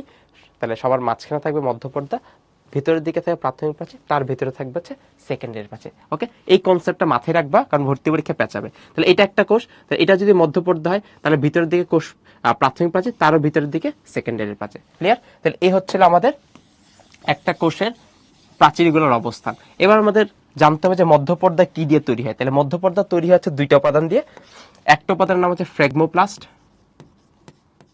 ওকে, ফ্রেগমোপ্লাস্ট। আর আরেকটা উপাদানের নাম হচ্ছে ভেসিকল। ওকে, একটা হচ্ছে ফ্রেগমোপ্লাস্ট, আরেকটা নাম কি ভেসিকল। এই ভেসিকলের মধ্যে কি থাকে? তো হচ্ছে পেকটিন। আর পেকটিন হচ্ছে রাসায়নিক একটা উপাদান, যার কারণে আমাদের মধ্যপর্দাগুলো দেখতে কিসের মতো হয়? জেলির মতো হয়। তাহলে মধ্যপর্দা দেখতে কিসের মতো নরম? উত্তর হচ্ছে জেলির মতো নরম, কারণ তার মধ্যে কি থাকে? পেকটিন থেকে। আর তাছাড়া আরেকটা জিনিস যুক্ত, তার নাম কি? ফ্রেগমোপ্লাস্ট। তাহলে এই ফ্রেগমোপ্লাস্টটা কোন জায়গা থেকে আসছে? আমরা যখন কোষ বিভাজন পড়ে আসছিলাম, কোষ বিভাজনের একটা পর্যায়ে কি হয়? কোষের মধ্যে হচ্ছে এরকম একটা যন্ত্র তৈরি হয়, তাই না? এই যন্ত্রের নাম কি যন্ত্র? স্পিন্ডল যন্ত্র। স্পিন্ডল যন্ত্রের মধ্যে ক্রোমোজোমগুলো যুক্ত অবস্থায় থাকে, এগুলো আমরা পড়ে আসছিলাম। পরবর্তীতে তারা কি হয়? আলাদা হয়, দুই মেরুতে চলে যায়। দুই মেরুতে যাওয়ার পরে এই মেরুতে একটা কোষ তৈরি করব, এই মেরুতে একটা কোষ তৈরি করব। তাহলে খেয়াল করে দেখো তো, একটা কোষের মধ্যে এবার কয়টা নিউক্লিয়াস তৈরি হয়েছে? দুই পাশে দুইটা নিউক্লিয়াস তৈরি হয়েছে। এই যে দুইটা নিউক্লিয়াস তৈরি হওয়ার পর তাহলে মাঝখানে একটা কি দেওয়া লাগবে? বাউন্ডারি বা দেয়াল দেওয়া লাগবে। সেই বাউন্ডারিগুলো আসবে কোন জায়গা থেকে? এই যে আমাদের স্পিন্ডল তন্তুগুলো আছে, স্পিন্ডল যন্ত্রের প্রত্যেকটা সুতাকে বলা হচ্ছে স্পিন্ডল তন্তু। এর কি আর কোনো দরকার আছে? কোষ বিভাজন শেষ, এর কোনো দরকার নেই। তারা কি করবে? তারা সবগুলো এসে মাঝখানে এসে জমা হবে। এই মাঝখানে জমা হয়ে তারা কি তৈরি করতেছে? উত্তর হচ্ছে ফ্রেগমোপ্লাস্ট। কি তৈরি করলো? ফ্রেগমোপ্লাস্ট। তার সাথে হচ্ছে একটা জেলির মতো পদার্থ আসবে, নাম হচ্ছে পেকটিন। এরা মিলিত অবস্থায় তৈরি করলো একটা পর্দা, যে পর্দাটার নাম হচ্ছে মধ্যপর্দা। ক্লিয়ার? তাহলে আমরা প্রথমে একটা কোষ প্রাচীরের মধ্যে কি পেলাম? মধ্যপর্দা পেলাম। মধ্যপর্দা হওয়ার পরে কোষের উপরে কোষটাকে আরো দৃঢ় বা আরো শক্তিশালী করার জন্য আরেকটা প্রাচীর তৈরি হবে। সে প্রাচীর নাম হচ্ছে প্রাথমিক প্রাচীর। প্রাথমিক প্রাচীর উপাদান থাকবে হচ্ছে তিনটা। প্রথম উপাদানের নাম হচ্ছে সেলুলোজ, তারপর তার সাথে থাকবে হচ্ছে হেমিসেলুলোজ। হেমি মানে হচ্ছে অর্ধেক, ওকে, সেলুলোজ, তারপর হচ্ছে হেমিসেলুলোজ। তার সাথে আরেকটা উপাদান থাকবে, নাম হচ্ছে গ্লাইকোপ্রোটিন। তাহলে আমরা প্রথমত পেলাম সেলুলোজ, তারপর পেলাম হেমিসেলুলোজ, তারপর উপাদানটার নাম কি? Protein, glycoprotein. সেলুলোজ ব্যাপারটা হচ্ছে এরকম সুতা, এরকম লম্বা লম্বা অনেক সুতা থাকবে। সুতাগুলো থাকার কারণে আমাদের প্রাচীরটা বা কোষ প্রাচীরটা আরেকটু শক্ত হবে। আমরা অনেকগুলো সুতা থাকলো, সুতাগুলো থাকার কারণে কোষ প্রাচীরটা আরো দৃঢ় বা শক্ত হলো। এখন এই সুতাগুলা এরভাবে থাকার কারণে এরা কি হয়ে যেতে পারে? খুব ইজিলি আছে তাদের অবস্থান পরিবর্তন করতে পারে। এখন আমি যদি তাদের মাঝখানে একটা ক্রস কানেকশন তৈরি করে দিই, দেখো এটার সাথে এটা একটা কানেকশন তৈরি করে দিলাম, এই সুতার সাথে এই সুতা একটা কানেকশন, এটার সাথে এটা কানেকশন, এবার আমরা কানেকশন তৈরি করে দিলাম। এই যে কানেকশনগুলো তৈরি করতেছি, একজনের সাথে আরেকজনের কানেকশন তৈরি করতেছি, এই লিঙ্কটাকে আমরা কি লিঙ্ক বলি? উত্তর হচ্ছে ক্রস লিঙ্ক। এই লিঙ্কের নাম কি? Cross link. প্রত্যেকটা সুতার নাম হচ্ছে সেলুলোজ, ওকে। এই সেলুলোজ গুলো মাঝখানে সংযোগ তৈরি করার জন্য, এটা একটা সেলুলোজ, এটা একটা সেলুলোজ, তাদের মাঝখানে সংযোগ তৈরি করার জন্য মাঝখানে আমরা কিছু উপাদান যুক্ত করব। সেই সংযোগ তৈরি করাটাকে বলা হয় ক্রস লিঙ্ক, এবং উপাদানগুলোর নাম হচ্ছে হেমিসেলুলোজ। আমরা একটু আগে পড়ে আসছিলাম, হেমিসেলুলোজ থাকবে যার কাছে কি তৈরি করা? উত্তর হচ্ছে ক্রস লিঙ্ক তৈরি করা। তাহলে ক্রস লিঙ্ক তৈরি করলে কি হয়? ক্রস লিঙ্ক তৈরি করলে এই যে গঠনটা আছে, প্রাথমিক প্রাচীর যে গঠনটা আছে, আরো বেশি মজবুত বা আরো বেশি শক্তিশালী হয়। আমরা সেলুলোজ গুলোর মাঝখানে ক্রস লিঙ্ক তৈরি করবো কার সাহায্যে? উত্তর হচ্ছে হেমিসেলুলোজ। তাহলে হেমিসেলুলোজের কাজ কি তৈরি করা? ক্রস লিঙ্ক তৈরি করা। পরবর্তী প্রশ্ন, তাহলে কোন হেমিসেলুলোজটা ক্রস লিঙ্ক তৈরি করবে? উত্তর হচ্ছে জাইলোগ্লুকান। নামের মধ্যে দেখো উত্তর বলা আছে। এখানে একটা শব্দ আছে গ্লু। গ্লু মানে হচ্ছে আঠা বা যুক্ত করা। আমরা জানি আঠার মাধ্যমে কি করে? একটার সাথে আরেকটাকে যুক্ত করে। তাহলে আমরা গ্লু দিয়ে মনে রাখবো, একটা সেলুলোজের সাথে আরেকটা সেলুলোজ বা সুতাগুলাকে আড়াআড়ি যুক্ত করার দায়িত্ব কার? জাইলোগ্লুকানের। আবার নামের শুরুতে দেখো তো একটা ক্রস দেওয়া আছে কিনা, দেখো ক্রস দেওয়া আছে। সবাই বলবো এক্স দেওয়া আছে, আমি বলবো ক্রস দেওয়া আছে। এই ক্রস থেকে মনে রাখা যাবে না? ক্রস লিঙ্ক, ওকে। তাহলে ক্রস লিঙ্ক তৈরি করবে কে? উত্তর হচ্ছে হেমিসেলুলোজ। কোন হেমিসেলুলোজ ক্রস লিঙ্ক তৈরি করে? উত্তর হচ্ছে জাইলোগ্লুকান। মেডিকেল ভর্তি পরীক্ষা আসা প্রশ্ন যে কোষ প্রাচীরের কোন উপাদানটি ক্রস লিঙ্ক তৈরি করে? তাহলে যার নামের মধ্যে ক্রস আছে, আমি ক্রসটাকে এইভাবে পড়বো, তাহলে এই লিঙ্কের নাম এবার কি লিঙ্ক হয়েছে? Cross link. তাহলে উত্তর কি? গ্লুকান, জাইলোগ্লুকান। তাহলে আমরা দেখলাম প্রাথমিক প্রাচীরের মধ্যে সেলুলোজ থাকবে, হেমিসেলুলোজ থাকবে, গ্লাইকোপ্রোটিন থাকবে। তাদের কাজ হচ্ছে কোষ প্রাচীরের মধ্যে ক্রস লিঙ্ক তৈরি করে কোষ প্রাচীরটাকে আরো দৃঢ় বা মজবুত বানানো। তাহলে সেলুলোজ সুতার মতো থাকবে, তার মধ্যে হেমিসেলুলোজ এসে ক্রস লিঙ্ক তৈরি করবে। কোন হেমিসেলুলোজ ক্রস লিঙ্ক তৈরি করবে? উত্তর হচ্ছে জাইলোগ্লুকান। ক্লিয়ার? শেষ। এখান থেকে আর কিছু পড়তে হবে না, জাস্ট পরবর্তীতে আমরা দেখে যাই। এখান থেকে বলা আছে প্রাথমিক প্রাচীর। প্রাথমিক প্রাচীর থাকবে হচ্ছে এক স্তর বিশিষ্ট, এবং তাদের পুরুত্ব বলা আছে 1 থেকে 3 মাইক্রোমিটার। ক্লিয়ার? সেকেন্ডারি প্রাচীর দেখো 3 স্তর বিশিষ্ট, এবং তার মধ্যে উপাদান থাকবে কি কি? তার মধ্যে হচ্ছে একটা উপাদান থাকবে হচ্ছে সেলুলোজ, আর একটা উপাদান থাকবে হচ্ছে লিগনিন। আচ্ছা, সেলুলোজ আর একটা কি? লিগনিন। তাহলে এখান থেকে আমরা অনেক কিছু পড়লাম। আমাদের একটা কোষ প্রাচীর, কোষ প্রাচীরের উপাদান হচ্ছে 3টা। মধ্যপর্দা, প্রাথমিক প্রাচীর, সেকেন্ডারি প্রাচীর। মধ্যপর্দা তৈরি হবে ফ্রেগমোপ্লাস্ট আর হচ্ছে ভেসিকল দিয়ে। ভেসিকলের মধ্যে পেকটিন থাকবে, পেকটিন থাকার কারণে আমাদের মধ্যপর্দার হচ্ছে জেলির মতো নরম হবে। সো জেলির মতো নরম মানে কি? তার হচ্ছে দুর্বলতা আছে বা হচ্ছে শক্তিশালী কম, তাহলে তার উপর যদি আমি সেলুলোজ দিয়ে একটা শক্ত আবরণ তৈরি করি বা শক্ত লেয়ার তৈরি করি, যেটাকে আরো শক্তিশালী করার জন্য তার মধ্যে কি থাকে, হেমিসেলুলোজ, যার কাজ হচ্ছে ক্রস লিঙ্ক তৈরি করা। তাহলে প্রাথমিক প্রাচীরে সেলুলোজ, হেমিসেলুলোজ এবং গ্লাইকোপ্রোটিন পাওয়া যাবে। তার উপরে মানে ভেতরের দিকে কিছু কিছু উদ্ভিদের ক্ষেত্রে যাদের হচ্ছে বিভাজন ক্ষমতা শেষ, তাদের মধ্যে একটা আরো শক্তিশালী প্রাচীর তৈরি করবে, যার নাম হচ্ছে সেকেন্ডারি প্রাচীর। সেকেন্ডারি প্রাচীরে 3 স্তর বিশিষ্ট উপাদান হচ্ছে দুইটা, একটা হচ্ছে সেলুলোজ আর একটা হচ্ছে লিগনিন। এরা থাকার কারণে প্রাচীরগুলো আরো শক্ত হয়, তারপরে আমাদের আস্তে আস্তে কোষ প্রাচীরগুলোকে শক্ত এবং মজবুত করতেছে। ওকে, এবার দেখো তো একটা জায়গা আছে, এই যে জায়গাটা আছে, এখানে কি কোনো প্রাথমিক প্রাচীর বা সেকেন্ডারি প্রাচীর আছে? কোনো প্রাথমিক প্রাচীর নেই, কোনো সেকেন্ডারি প্রাচীর নেই, শুধুমাত্র মধ্যপর্দা আছে। এই পাশে সেম জিনিস, শুধুমাত্র মধ্যপর্দা আছে, আর কিছু নাই। এই এলাকাটাকে আমরা বলতেছি হচ্ছে পিট এলাকা, বা পিট বা বাংলাতে আমরা যেটা বলতে হচ্ছে কূপ এলাকা। তো এই এলাকার নাম কি এলাকা? কূপ এলাকা। তাহলে দেখো, কোষ প্রাচীরের যেই জায়গাতে মধ্যপর্দা ছাড়া অন্য কোনো প্রাচীর থাকে না, মধ্যপর্দা ছাড়া অন্য কোনো প্রাচীর থাকে না, সেই জায়গাগুলোকে বলা হচ্ছে কূপ এলাকা বা পিট এরিয়া। তাহলে এই পাশে একটা কূপ আছে, এই পাশে একটা কূপ আছে, তাহলে দুইটাকে আমরা একসাথে বলতেছি হচ্ছে পিট পেয়ার। তাহলে এই পাশে দেখো আমরা একটা কূপ পেলাম, এই পাশে একটা কূপ পেলাম, তাহলে দুইটাকে আমরা একসাথে কি পেয়ার বলবো? পিট পেয়ার বলবো। তাহলে পেয়ার মানে কি? জোড়া। ওকে, তাহলে পিট পেয়ার পেলাম। এবং পরবর্তীতে আমরা জানি এখানে মধ্যপর্দা ছাড়া অন্য কোনো পর্দা নাই, তাহলে এই জায়গাটার মধ্যপর্দাকে আমরা একটা বিশেষ নামে ডাকি, সেই নামটা হচ্ছিল পিট মেমব্রেন। তাহলে পিট শব্দের অর্থ হচ্ছে কূপ, PIT। তাহলে এই মেমব্রেনের নাম কি মেমব্রেন? Pit membrane, PIT। নলকূপ আছে না, কূপ থেকে পানি তুলে না, এই কুয়া বা কূপ। তাহলে খেয়াল করে দেখো, একটা কোষ প্রাচীরের ক্ষেত্রে কিছু জায়গা থাকবে যে জায়গাতে মধ্যপর্দা ছাড়া অন্য কোনো পর্দা থাকবে না। তাহলে মধ্যপর্দা ছাড়া অন্য কোনো পর্দা না থাকার কারণে এলাকাটার নাম হচ্ছে কূপ এলাকা বা পিট এরিয়া, এবং দুই পাশে দুইটা পিট থাকার কারণে তার নাম হচ্ছে পিট পেয়ার। এবং এখানে শুধুমাত্র মধ্যপর্দা থাকে, এই জন্য এই পর্দাটাকে আরেকটা বিশেষ নামে ডাকা হয়, সেই নাম হচ্ছিল পিট মেমব্রেন। এখন তোমার মাথায় প্রশ্ন আসতে পারে যে কূপ বা পিটের দরকারটা কি? ধরো তোমার এইখানে একটা রুম আছে, পাশে একটা রুম আছে, দুই রুমের মাঝখানে দেয়াল দিলাম, এমন নিরেট ভাবে দেয়াল তৈরি করলা যে পাশের রুমের সাথে তোমার রুমের আর কোনো সংযোগ নাই। তাহলে খেয়াল করে দেখো, তোমার রুমের চারপাশে যদি দেয়াল থাকে, তাহলে রুমের মধ্যে তুমি ঢুকবা কিভাবে, বেরোবা কিভাবে? কোনো রাস্তা আছে? চারপাশে শক্ত দেয়াল দিলা, কোনো দরজা নেই, কোনো জানালা নাই। তার মানে কি, তোমার একটা কোষ থেকে আরেকটা কোষের মাঝখানে যে সংযোগ তৈরি করা, এই সংযোগ তৈরি করার জন্য যে এলাকাটা দরকার, সেই এলাকার নাম হচ্ছে কূপ এলাকা। তাহলে খেয়াল করে দেখো, এই একটা কোষ, এই একটা কোষ, তাদের মাঝে একটা রাস্তা তৈরি করে দিলাম, সেই রাস্তাটার নাম কি? কূপ বা পিট এলাকা। এবং পিট এলাকার মধ্যে শুধুমাত্র একটা পর্দা থাকে, সেই পর্দাটার নাম হচ্ছে পিট মেমব্রেন। আমরা বলছিলাম প্রত্যেকটা কোষ কোন ধরনের পর্দা দ্বারা? বৈষম্যবেদ্ধ বা অর্ধবেদ্ধ পর্দা। এই মধ্যপর্দা বা পিট মেমব্রেন যা, তারা হচ্ছে অর্ধবেদ্ধ, মানে হচ্ছে দরকারি জিনিসগুলোকে ঢুকতে দিবে, বাদ বাকি জিনিসকে ঢুকতে দিবে না। এই হচ্ছে আমাদের ওভারঅল কোষ প্রাচীরের গঠন। প্রত্যেকটা শব্দ আমি সুন্দর মতো করে ব্যাখ্যা করছি। ওকে, তাহলে কূপ এলাকা কি? তাহলে কূপ এলাকা হচ্ছে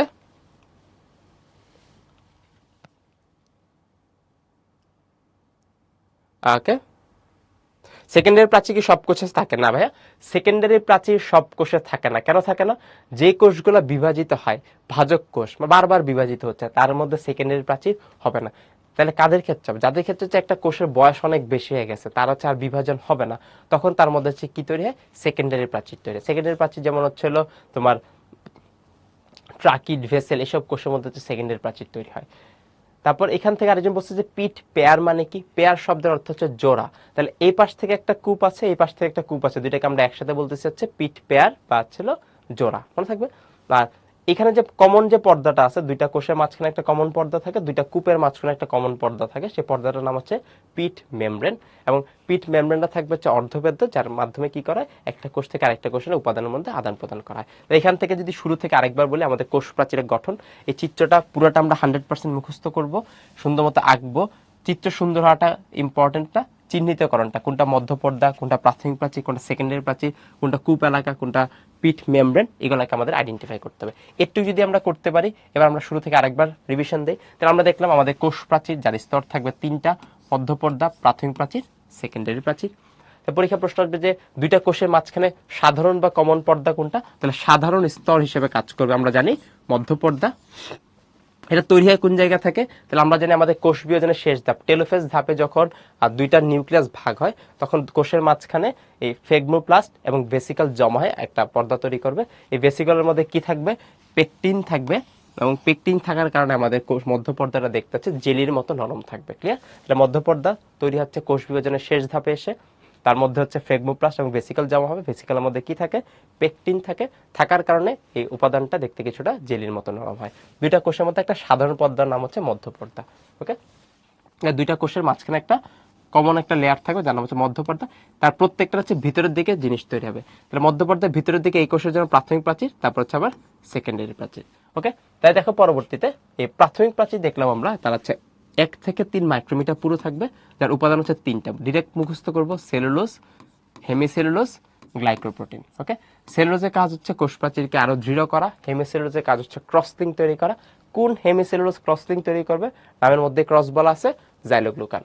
সেকেন্ডারি প্রাচীর, প্রাথমিক প্রাচীরের পরে কিছু বিশেষ বিশেষ কোষে, সব কোষে হবে না, যারা বিভাজন করে তাদের মধ্যে হবেই না, কিছু বিশেষ কোষের মধ্যে সেকেন্ডারি প্রাচীর পাওয়া যায়। এই সেকেন্ডারি প্রাচীর হচ্ছে প্রাথমিক প্রাচীর উপরে তৈরি হবে সেলুলোজ এবং লিগনিন দিয়ে, এবং এই প্রাচীরটা বেশি পুরো থাকবে, 5 থেকে 10 মাইক্রোমিটার, এবং কয় স্তর বিশিষ্ট? 3 স্তর বিশিষ্ট। ওকে, তাহলে এখান থেকে পরবর্তীতে আমরা দেখো এই যে ছিদ্রগুলা দেখাচ্ছি, এই ছিদ্রগুলার কাজ কি? ছিদ্রগুলার কাজ হচ্ছে এই দুইটা পাশাপাশি কোষের মধ্যে হচ্ছে সংযোগ তৈরি করা। এই পাশে একটা কোষ আছে, এই পাশে একটা কোষ আছে, দুইটা পাশাপাশি কোষের মধ্যে একটা সংযোগ তৈরি করা। তাহলে এইখানেও সাইটোপ্লাজম আছে, ওকে, এইখানেও সাইটোপ্লাজম আছে। তাহলে দুইটা পাশাপাশি কোষের মধ্যে এই যে সাইটোপ্লাজমিক সংযোগ তৈরি হয়েছে, দুইটা পাশাপাশি কোষে সাইটোপ্লাজমের মধ্যে যে সংযোগ তৈরি হয়েছে, এই সংযোগ তৈরিকারী ছিদ্রকারক বলা হচ্ছে প্লাজমোডেজমাটা। তাহলে একটা শব্দ পেলাম, প্লাজমোডেজমাটা। তাহলে দুইটা পাশাপাশি কোষের মধ্যে সূক্ষ্ম ছিদ্রপথে সাইটোপ্লাজমিক সংযোগ, কোন ধরনের সংযোগ? সাইটোপ্লাজমিক সংযোগ স্থাপিত হয়, সেই ছিদ্রগুলোকে বলা হয় প্লাজমোডেজমাটা। মানে একটা কোষের সাথে আরেকটা কোষের বিভিন্ন উপাদান আদান প্রদানের জন্য ছোট ছোট কিছু ছিদ্র থাকে, সেই ছিদ্রগুলোকে আমরা বলতেছি প্লাজমোডেজমাটা। তাহলে হোয়াট ইজ প্লাজমোডেজমাটা? দুইটা পাশাপাশি কোষের মধ্যে সূক্ষ্ম ছিদ্রপথে সাইটোপ্লাজমিক সংযোগ তৈরি করার প্রক্রিয়াকে বলা হচ্ছে প্লাজমোডেজমাটা। এটা সংজ্ঞা আকারে আসবে সিকিউতে ক নম্বরে, জাস্ট সংখ্যাটা মুখস্থ করবো। দুইটা পাশাপাশি কোষের মধ্যে কোন ধরনের সংযোগ? সাইটোপ্লাজমিক সংযোগ। তার মানে সাইটোপ্লাজম ছাড়া অন্য কোনো উপাদান তার হচ্ছে সংযোগ করবে না। সাইটোপ্লাজমের সাথে সাইটোপ্লাজমের সংযোগ, কোনো জিনিস দরকার হলে সে দিবে, কোনো জিনিস দরকার হলে সে বের করে নিয়ে আসবে। ওকে, চলো আসি পরবর্তীতে। পরবর্তী আসি কোষ প্রাচীরের সূক্ষ্ম গঠন। এটা খুবই খুবই গুরুত্বপূর্ণ, এটা আমি পুরোটা লিখে দিব, তোমরা সুন্দর মতো করে আমার সাথে মিলিয়ে ফেলো। হ্যাঁ, প্লাজমোডেজমাটি আবার পিটের মতো আর কি। পিট হচ্ছে উপরের দিকে এলাকার হচ্ছে পিট এলাকা বলে, টোটাল সংযোগটাকে বলা হচ্ছে প্লাজমোডেজমাটা বলে। এবার আমরা হচ্ছে কোষ প্রাচীরের সূক্ষ্ম গঠন পড়ব। এটা আমি সুন্দর মতো ফ্লোচার্ট আকারে লিখে দিব, এটা পড়লে আজকে পড়া শেষ আমাদের। তাহলে কোষ প্রাচীরের সূক্ষ্ম গঠন আমি সুন্দর মতো করে লিখে দিব, সব আমার সাথে সাথে লিখবা। তাহলে কোষ প্রাচীর সূক্ষ্ম গঠন পড়ার সময় সবার প্রথমে পড়তে পারছে গ্লুকোজ। অনেকগুলা গ্লুকোজ একসাথে মিলে তৈরি করা হচ্ছে সেলুলোজ। তাহলে গ্লুকোজ থেকে কি তৈরি করে? সেলুলোজ। সেলুলোজ গুলা মিলিত অবস্থায় একটা চেইন তৈরি করবে, যে চেইনের নাম হচ্ছে সেলুলোজ চেইন।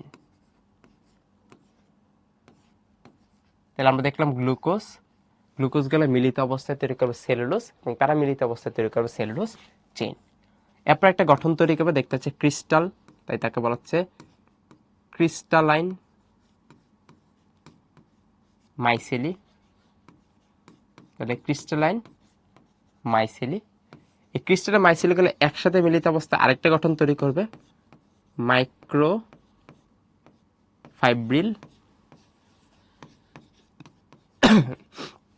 এই মাইক্রোফাইব্রিল গুলো মিলিত অবস্থায় আরেকটা জিনিস তৈরি করবে, তাকে বলা হচ্ছে ম্যাক্রোফাইব্রিল। এই ম্যাক্রোফাইব্রিল গুলো মিলিত অবস্থায় হচ্ছে ফাইবার তৈরি করবে, যেদিকে আমরা বলছিল কোষ প্রাচীর। তাহলে আমরা একটু আগে যেটা পড়ে আসি এটা হচ্ছে ফাইবার বা একটা কোষ প্রাচীরের গঠন। কারণ এর পিছনে ইতিহাস কি? এর পিছনে ইতিহাস হচ্ছে এইটা। তাহলে খেয়াল করে দেখো, এই ফ্লোচার্টটা লিখো। তাহলে গ্লুকোজ থেকে তৈরি করবে সেলুলোজ, অনেকগুলো সেলুলোজ মিলে তৈরি করবে সেলুলোজ চেইন, চেইনগুলো মিলে তৈরি করবে ক্রিস্টালাইন মাইসেলি। এখান থেকে পরবর্তীতে মাইক্রোফাইব্রিল, তারপর ম্যাক্রোফাইব্রিল, তারপর হচ্ছে ফাইবার। তাহলে এই যে ফ্লোচার্টটা সুন্দর মতো করে আমরা লিখবো। তাহলে প্লাজমোডেজমাটা কোথায় থাকে? প্লাজমোডেজমাটা হচ্ছে দুইটা পাশাপাশি কোষের মাঝখানে যে সংযোগটা থাকে সেটাকেই বলা হচ্ছে প্লাজমোডেজমাটা। ওকে, তাহলে কোষ প্রাচীরের মধ্যে যে মানে গর্তটা থাকে, সেই গর্তটাকে বলা হচ্ছে পিট। এখন দুইটা কোষ প্রাচীর যখন আমরা একসাথে করতেছি তখন সেটার নাম হয়ে যাচ্ছে প্লাজমোডেজমাটা। বুঝতে পারছি? তাহলে কোষ প্রাচীরের যে গর্তগুলো থাকে তাদেরকে বলা হচ্ছে পিট বা কূপ এলাকা, এবং দুইটা কোষ যখন আমরা একসাথে করি তাহলে এটার কূপ আর এটার কূপ মিলিত অবস্থায় তৈরি করতেছে হচ্ছে প্লাজমোডেজমাটা, মানে হচ্ছে দুইটা পাশাপাশি কোষের সাইটোপ্লাজমিক সংযোগ। এবার এখান থেকে আমরা দেখলাম কোষ প্রাচীর সূক্ষ্ম গঠন। তাহলে আমরা যদি একটা কোষ প্রাচীর নিয়ে তাকে আরো সূক্ষ্ম গঠন দেখতে চাই তাহলে আমরা কি পাবো? সবার প্রথমে পাবো হচ্ছে গ্লুকোজ, গ্লুকোজগুলো মিলে তৈরি করবো সেলুলোজ, সেখান থেকে সেলুলোজ চেইন, তারপর ক্রিস্টালাইন মাইসিলি, তারপর মাইক্রোফাইব্রিল, তারপর ম্যাক্রোফাইব্রিল, তারপর হচ্ছে ফাইবার। তাহলে খেয়াল করে দেখো, মাইক্রো শব্দের অর্থ কি? ছোট, আর ম্যাক্রো মানে কি? বড়।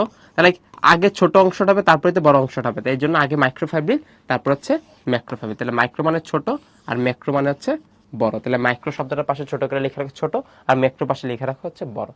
মাইক্রোফাইব্রিল তারপর ম্যাক্রোফাইব্রিল, সবার শেষে হচ্ছে ফাইবার। তাহলে প্রথমে আমাদের সিরিয়ালটা জানতে হবে যে কোনটা দিয়ে কোনটা তৈরি হয়। পরের প্রশ্ন, তার সংখ্যা কতটুকু? তাহলে সংখ্যাগুলো আমরা কিভাবে মনে রাখবো? তাহলে যদি সিরিয়ালটা লিখা হয় তারপর লিখো উপরে অসংখ্য নিচে অসংখ্য, উপরে অসংখ্য এবং নিচেও অসংখ্য। তার মানে কি? অসংখ্য গ্লুকোজ মিলে একটা কি তৈরি করলো? সেলুলোজ তৈরি করলো। অসংখ্য ম্যাক্রোফাইবার মিলে একটা কি তৈরি করলো? ফাইবার তৈরি করলো। উপরে অসংখ্য নিচে অসংখ্য। তারপর লিখো 1000 থেকে 3000, 1000 থেকে 3000। তারপর লিখে 100, তারপর 20, তারপর হচ্ছে 250। তাহলে 120, তারপর হচ্ছে 250।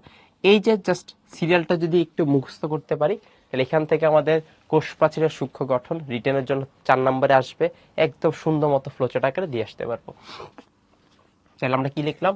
উপরে অসংখ্য নিচে অসংখ্য, 1000 থেকে 3000, 120, 250, 120, 250, 120, 250। ক্লিয়ার? তাহলে আমরা কোষ প্রাচীরের সূক্ষ্ম গঠনটা লিখলাম। ভেকিউল মানে কি? ভেকিউল মানে হচ্ছে কোষ গহ্বর। ঠিক আছে? ভেকিউল শব্দের অর্থ হচ্ছে কোষ গহ্বর। কোষের মধ্যে যে ফাঁকা জায়গা থাকে তাকে বলা হচ্ছে ভেকিউল বা কোষ গহ্বর। ফেগমোপ্লাস্ট কি? ফেগমোপ্লাস্ট হচ্ছে আমাদের কোষ প্রাচীর তৈরি করার সময় আমাদের যে স্পিন্ডল তন্তু থেকে যে উপাদানগুলো আসে তাদেরকে বলা হচ্ছে ফ্রেগমোপ্লাস্ট। ওকে? তাহলে ফ্রেগমো শব্দ হচ্ছে ফ্রেগমেন্ট। ওকে? তাহলে আমাদের দেখলাম যে আমাদের কোষ প্রাচীর তৈরি করার সময় কি হয়? এই যে স্পিন্ডল তন্তুগুলো আছে তারা হচ্ছে খন্ড খন্ড হয়ে এসে দুইটা কোষের মাঝখানে একটা কমন পর্দা তৈরি করে, তাদেরকে আমরা বলতেছি ফ্রেগমোপ্লাস্ট।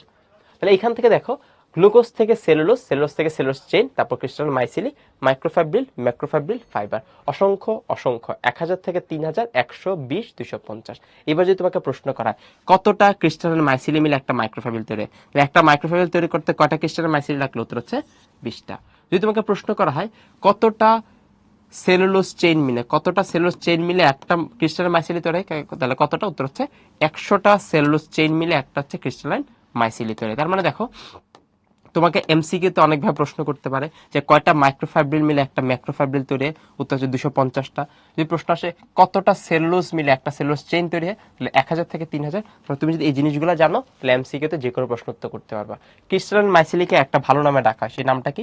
ক্রিস্টালাইন মাইসিলিকে ডাকা হচ্ছে ক্ষুদ্রতম গাঠনিক একক। তাহলে কোষ প্রাচীরের ক্ষুদ্রতম গাঠনিক একক কাকে বলা হয়? উত্তর হচ্ছে ক্রিস্টালাইন মাইসিলি। সেলুলোজ থেকে কি বলা হয়? কোষ প্রাচীরের প্রধান উপাদান। তাহলে একটা কোষ প্রাচীর আলটিমেটলি কি দিয়ে তৈরি হয়? সেলুলোজ দিয়ে তৈরি হয়। তাহলে কোষ প্রাচীরের প্রধান উপাদান সেলুলোজ, আর ক্ষুদ্রতম গাঠনিক এককের নাম হচ্ছে ক্রিস্টালাইন মাইসিলি। এই হচ্ছিল আমাদের এমসিকিউ প্রশ্ন প্লাস রিটেন প্রশ্ন।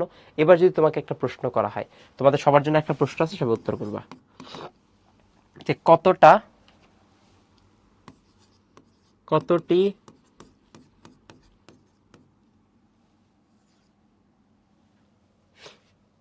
কতটি সেলুলোজ চেইন মিলে একটা মাইক্রোফাইব্রিল হয়? প্রশ্নে কি বললাম? কতটা সেলুলোজ চেইন মিলে একটা মাইক্রোফাইব্রিল হয়? সবাই উত্তর করো। কতটা সেলুলোজ চেইন মিলে, কতটা সেলুলোজ চেইন মিলে একটা মাইক্রোফাইব্রিল হয়? কতটা সেলুলোজ চেইন মিলে একটা মাইক্রোফাইব্রিল হয়?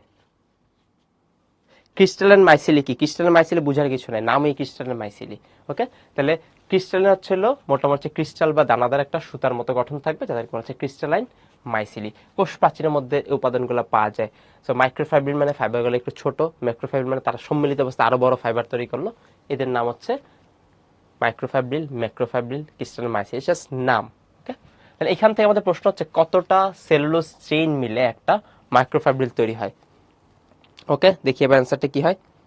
ভেরি গুড সাগর, স্বপ্নীল, শাওরান, ওকে, তারপর পিয়াল, ফাতেমা, খাদিজা, ফারিহা, ঠিক আছে, নাফিস, অনেকে কিন্তু অ্যান্সার করতেছে, কিন্তু এদের হচ্ছে অ্যান্সারটা কারেক্ট হচ্ছে, বাকি সবাই ভুল অ্যান্সার করতেছে। ওকে, স্নিগ্ধা, ভেরি গুড, রাফিজ, হামজা আছে, খাদিজা আছে, আবার মেহরাব, ভেরি গুড মেহরাব, আমির হামজা, ভেরি গুড। ওকে ওকে ওকে, ফাতেমা ঠিক আছে, কারেক্ট অ্যান্সার। স্বপ্নিল ঠিক আছে, অনেক ঠিক আছে, মিম, আবিদুর, রিনি, শাওন, সাদিয়া। ওকে, দেখো খেয়াল করে দেখো, আমাদের প্রশ্নটা ছিল কতটা সেলুলোজ চেইন মিলে একটা মাইক্রোফাইব্রিল তৈরি। তাহলে আমরা একটু অ্যান্সারটা করার চেষ্টা করি। একটা মাইক্রোফাইব্রিলের মধ্যে কয়টা ক্রিস্টাল মাইসিলি থাকে? উত্তর হচ্ছে 20টা। ওকে, একটা মাইক্রোফাইব্রিলে কয়টা ক্রিস্টাল মাইসিলি থাকে? উত্তর হচ্ছে 20টা। প্রতিটা ক্রিস্টালের মাইসিলিতে কয়টা করে সেলুলোজ চেইন থাকে? 100টা। তাহলে একটার মধ্যে যদি 100টা থাকে, 20টার মধ্যে কত থাকবে? 20 ইন্টু 100। তার আমাদের উত্তর কি দাঁড়াবে? উত্তর হচ্ছে 2000টি। দেখো ভর্তি পরীক্ষার প্রশ্ন, ঢাকা ভার্সিটি তুমি প্রশ্ন খেয়াল করবা, এরকম করে থাকবে। তাহলে একটা স্টেপ বাদ দিয়ে দিবে, দুইটা স্টেপ বাদ দিয়ে দিবে। তারপর তোমার প্রথমত দেখবে যে তোমার ইনফরমেশনগুলো মাথায় ঠিকঠাক মতো আছে কিনা, দ্বিতীয়ত তোমার ক্যালকুলেশন পাওয়ারটা কিরকম। তাহলে আমরা জানি 100টা সেলুলোজ চেইন মিলে একটা ক্রিস্টালের মাইসিলি এবং 20টা ক্রিস্টালের মাইসিলি মিলে একটা মাইক্রোফাইব্রিল, এই দুইটা যদি গুণ করে দিই তাহলে আমাদের উত্তর দাঁড়াচ্ছিল 100 ইন্টু 20, 2000। তাহলে কতটা সেলুলোজ চেইন মিলে একটা মাইক্রোফাইব্রিল তৈরি হয়? উত্তর হচ্ছে 2000টি। মনে থাকবে এবার? আর এখান থেকে আশা করি ভুল হবে না। এরকম ঘুরে ফিরে অনেক প্রশ্ন আসবে। নিচের কোনটাকে কোষ প্রাচীরের ক্ষুদ্রতম গাঠনিক একক বলা হয়? উত্তর হচ্ছে ক্রিস্টালের মাইসিলি, অথবা অপশনে মাইসিলি থাকবে, তাহলে সেই অনুযায়ী দাগাবো। কোষ প্রাচীরের প্রধান উপাদান কি? উত্তর হচ্ছে সেলুলোজ। ওকে, একটু পর্যন্ত আর কোনো ইনফরমেশন আশা করি আমাদের বাদ নাই। ওকে, ঠিক আছে। দেখো কোশ্চেনটা করার পাশাপাশি আমি কিন্তু তোমাদের সামনে উত্তর রেখে দিছি, জাস্ট তুমি ক্যালকুলেশন করে অ্যান্সার করবে। এর মধ্যে অনেকে ভুল করছে, তো সে আমাদের পরবর্তীতে। কোষ প্রাচীরের কাজ, প্রাচীর মানে হচ্ছে দেয়াল, তাই না? তোমার বাসার যদি একটা দেয়াল থাকে, সেই দেয়ালের কাজ কি? তোমার বাসার যে আয়তনটা বা আকারটা সেটাকে নির্দিষ্ট করা, পাশাপাশি বাইরে থেকে কোনো আঘাত থেকে হচ্ছে তোমাকে রক্ষা করা। তাহলে খেয়াল করে দেখো, কোষের বাইরে আঘাত থেকে রক্ষা করা, তোমার আকৃতিকে নির্ধারণ করা। দেয়ালটা যত শক্ত হবে তার শক্তি বা দৃঢ়তা তত বেশি হবে কোষের। একটা কোষ থেকে আরেকটা কোষকে কি করে ফেলবে? পৃথক করবে। তারপরে দেখো দুইটা পাশাপাশি কোষের মাঝখানে দেয়াল আছে, মানে কি? এটা একটা কোষ, এটা আরেকটা কোষ, আমি আলাদা করতে পারতেছি তার মাঝখানে কি দিয়ে? দেয়াল দিয়ে, তাই না?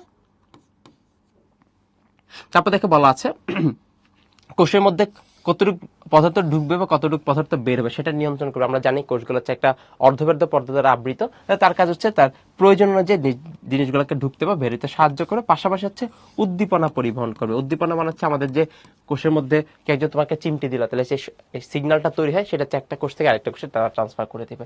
আলটিমেটলি কোষ প্রাচীরের কাজ প্রথমত মনে রাখবো, আঘাত থেকে রক্ষা করা, আকার আকৃতি ধরে রাখা, তার ছিল দৃঢ়তা এবং শক্তি প্রদান করা। আমরা জানি সেলুলোজ, হেমিসেলুলোজ থাকে, তাদের কাজ হচ্ছে কোষ প্রাচীরকে শক্তিশালী করা, পাশাপাশি হচ্ছে পৃথক করবে। তারপর হচ্ছে তার মধ্যে যে প্লাজমোডেজমাটা থাকে তার সাহায্যে কোষের ভিতরে বাইরে বর্জ্য পদার্থ বা প্রয়োজনীয় উপাদান আদান প্রদান করবে, সবার শেষে হচ্ছে উদ্দীপনা পরিবহন করবে। এটা জাস্ট রিডিং দিয়ে রাখবে, এমসিকিউতে মাঝে মধ্যে লাগবে। আলটিমেটলি আমাদের সিকিউতে আসবে হচ্ছে হয় আদি কোষ এবং প্রকৃতি কোষের পার্থক্য করা, অথবা হচ্ছে কোষ প্রাচীরের গঠন বর্ণনা করা, অথবা হচ্ছে কোষ প্রাচীরের সূক্ষ্ম গঠন বর্ণনা করা। গঠন বর্ণনা করতে বললে আমরা ছবিটা আঁকবো, একে হচ্ছে আমরা মধ্যপর্দা, প্রাথমিক প্রাচীর, সেকেন্ডারি প্রাচীর ব্যাখ্যা করবো।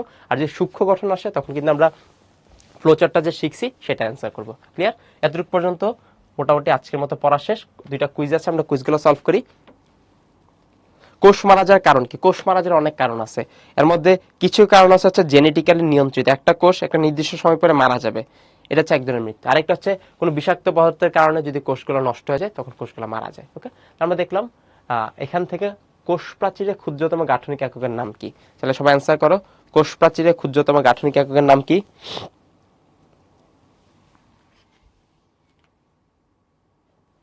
ওকে,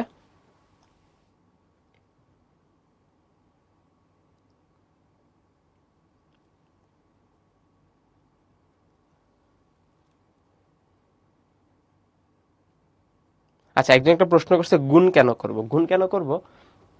দেখো, যদি প্রশ্ন আসে একটা মাইক্রোফাইব্রিল তৈরি করতে কয়টা ক্রিস্টাল মাইসিলি লাগে, তাহলে উত্তর হচ্ছে 20টা। তার মানে প্রতিটা মাইক্রোফাইব্রিল তৈরি করতে হচ্ছে 20টা করে ক্রিস্টালাইন মাইসিলি আছে। এরকম একটা ক্রিস্টালের মাইসিলি তৈরি করতে আবার কতটা সেলুলোজ চেইন লাগে? 100টা। তাহলে দেখো একটা ক্রিস্টালের মাইসিলিতে কয়টা আছে? এর মধ্যে ধরো 20টা আছে, এরকম কয়টা বক্স থাকবে? 100টা বক্স থাকবে। তাহলে একটা বক্সে যদি 20টা থাকে তাহলে 100 বক্সে কত থাকবে? 20 × 100। এই জন্য আমরা গুণ করতেছি। ওকে, একটু বেসিক ম্যাথ, যোগ করলে কিন্তু হবে না, গুণ করতে হবে। আমাদের প্রশ্ন ছিল কোষ প্রাচীরের ক্ষুদ্রতম গাঠনিক একক কোনটি? তাহলে আমরা অ্যান্সার করি কোষ প্রাচীরের ক্ষুদ্রতম গাঠনিক একক কোনটি। তাহলে দেখো আমাদের এটা খুবই গুরুত্বপূর্ণ একটা ইনফরমেশন, প্রচুর প্রচুর আসছে। তাহলে কোষ প্রাচীরের ক্ষুদ্রতম গাঠনিক একক কোনটি? আমরা পড়ে আসছি ক্রিস্টালাইন মাইসিলি, যার অপর নাম হচ্ছে মাইসিলি। তাহলে আমাদের ক্ষুদ্রতম গাঠনিক একক বললে উত্তর দাঁড়াবে হচ্ছে মাইসিলি। মনে থাকবে, ক্ষুদ্রতম গাঠনিক একক বললে উত্তর দাঁড়াবে মাইসিলি। তাহলে কোষ প্রাচীরের ক্ষুদ্রতম গাঠনিক এককের নাম মাইসিলি। ওকে, লিডার বোর্ডের সবার উপরে আছে রাফি, তারপর স্নিগ্ধা, কাশফিয়া, বর্ণ, তারপর আছে শাহাদাত, আরাবি, সামারা, ফাবলিহা, তুয়া, খাদিজা। ভেরি গুড সবাইকে। চলে এসে আমাদের পরবর্তীতে আরেকটা কুইজ আছে। দুটি পাশাপাশি কোষের প্রাচীরে কূপের মাধ্যমে সংযোগ স্থাপিত, একটা শূন্যস্থান দেওয়া আছে, তাহলে কোন ধরনের সংযোগ স্থাপিত হয় সেটা হচ্ছে আমাদের প্রশ্ন। তো আমরা একটু অ্যান্সার করার ট্রাই করি। তাহলে দুইটা পাশাপাশি কোষের মাঝখানে, দুইটা পাশাপাশি কোষের প্রাচীরে কূপের মাধ্যমে সংযোগ স্থাপিত হয়। কোন ধরনের সংযোগ স্থাপিত হয়? ওকে, তাহলে কোন ধরনের সংযোগ স্থাপিত হয়? চারটা অপশন দেওয়া আছে, একটা হচ্ছে রাইবোজোমিক, একটা হচ্ছে ওলিওজোমিক, একটা হচ্ছে সাইটোপ্লাজমিক, একটা হচ্ছে লাইসোজোমিক। তাহলে উত্তরটা আশা করি সবাই জানি। আমাদের উত্তরটা কি দাঁড়াবে? ঠিক আছে, ভেরি গুড, অনেকে অ্যান্সার দিয়ে দিচ্ছে এখানে। ওকে, তার মধ্যে এখন দুইটা পাশাপাশি কোষের প্রাচীরে কূপের মাধ্যমে কোন ধরনের সংযোগ স্থাপিত হয়? তাহলে আমাদের উত্তর দাঁড়াবে হচ্ছে, আমরা জানি দুইটা পাশাপাশি কোষের মাঝখানে হচ্ছে সাইটোপ্লাজমিক সংযোগ তৈরি হয়, তাই না? আমরা দেখছিলাম এটা একটা কোষ, এটা আরেকটা কোষ, তাদের মাঝখানে অনেক সূক্ষ্ম সূক্ষ্ম ছিদ্র থাকে। এই ছিদ্রগুলোকে আমরা কি বলি? এই ছিদ্রগুলোকে আমরা বলি হচ্ছে প্লাজমোডেজমাটা, তাই না? এই ছিদ্রগুলোকে আমরা বলতেছি হচ্ছে প্লাজমোডেজমাটা। এই প্লাজমোডেজমাটার কাজ কি? এটা হচ্ছে সাইটোপ্লাজম, আর এই কোষেরও সাইটোপ্লাজম, তাই না? এই দুইটা কোষের সাইটোপ্লাজমের মধ্যে সংযোগ তৈরি করে, তাহলে সাইটোপ্লাজমিক সংযোগ তৈরি করবে। উত্তর হচ্ছে প্লাজমোডেজমাটা, যেটাকে আমরা বলতেছি হচ্ছে কূপ বা সূক্ষ্ম ছিদ্র। তাহলে দুইটা কোষে পাশাপাশি কোষের মধ্যে সাইটোপ্লাজম সংযোগ তৈরি করে, উত্তর হচ্ছে প্লাজমোডেজমাটা। ওকে, তাহলে এখান থেকে আমাদের লিডারবোর্ডটা চেক দিই। শাওরান, ফাতেমা, বর্ণ, সুফিয়া, ইশপিহা বা তারপর হচ্ছে রাফি, রুফাইদা, কাশফিয়া, খাদিজা, আবিদের। ভেরি গুড সবাইকে। তাহলে একটু পর্যন্ত আমরা আমাদের আজকের মতো যতটুকু পড়া ছিল করে ফেলছি। তোমাদের হোমওয়ার্ক দেওয়া আছে এরকম, একটা হচ্ছে আদি কোষ এবং প্রকৃতি কোষের পার্থক্য লেখা, আর একটা হচ্ছে সূক্ষ্ম গঠন। সূক্ষ্ম গঠন মানে কোনটা? এই যে আমরা ফ্লোচার্টটা শিখছিলাম, ফ্লোচার্টটা সুন্দর মতো করে পেন্সিল দিয়ে লিখবো বা কলম দিয়ে লিখবো, লেখার পর সংখ্যাগুলো সুন্দর মতো মেনশন করবো, এনাফ। এরপর তোমার যদি মনে চাই তুমি জাস্ট ব্যাখ্যাগুলো একবার করে ফ্লোচার্ট দেখে দেখে বলবো যে এইগুলা দিয়ে অনেকগুলা ক্রিস্টাল মাইসিলি মিলে একটা মাইক্রোফাইবিল, অনেকগুলো মাইক্রোফাইবিল বা সংখ্যাগুলো বলবো যে 250টা মাইক্রোফাইবিল মিলে একটা ম্যাক্রোফাইবিল, অসংখ্য ম্যাক্রোফাইবিল মিলে একটা ফাইবার, যাদেরকে আমরা হচ্ছে কোষ প্রাচীর বলতেছি। ওকে, একটু পর্যন্ত আজকে আমরা পড়লাম। এই যে আমাদের সাথে কানেক্টেড হওয়ার জন্য অনেকগুলো স্কোপ আছে, তোমরা সেই অনুযায়ী কানেক্টেড হয়ে যেতে পারো। ওকে, তাহলে প্রথম অধ্যায়ের ক্ষেত্রে প্রথম অধ্যায়ের আসলে আজকের দিনে সবচেয়ে গুরুত্বপূর্ণ জিনিস যেটা ছিল সেটা হচ্ছে কোষ প্রাচীরের গঠন পড়া, পাশাপাশি সূক্ষ্ম গঠনটা পড়া। বাদ বাকি শুরুর অংশগুলো জাস্ট বেসিক ইনফরমেশন, জিনিসগুলো একবার দুবার রিডিং পড়লে আশা করি আমাদের পড়াগুলো শেষ হয়ে যাবে। দিনের পড়াটা দিনে শেষ করবে ইনশাআল্লাহ। নেক্সট দিন আবার দেখা হবে। সবাই ভালো থাকবে, সুস্থ থাকবে। আসসালামু আলাইকুম।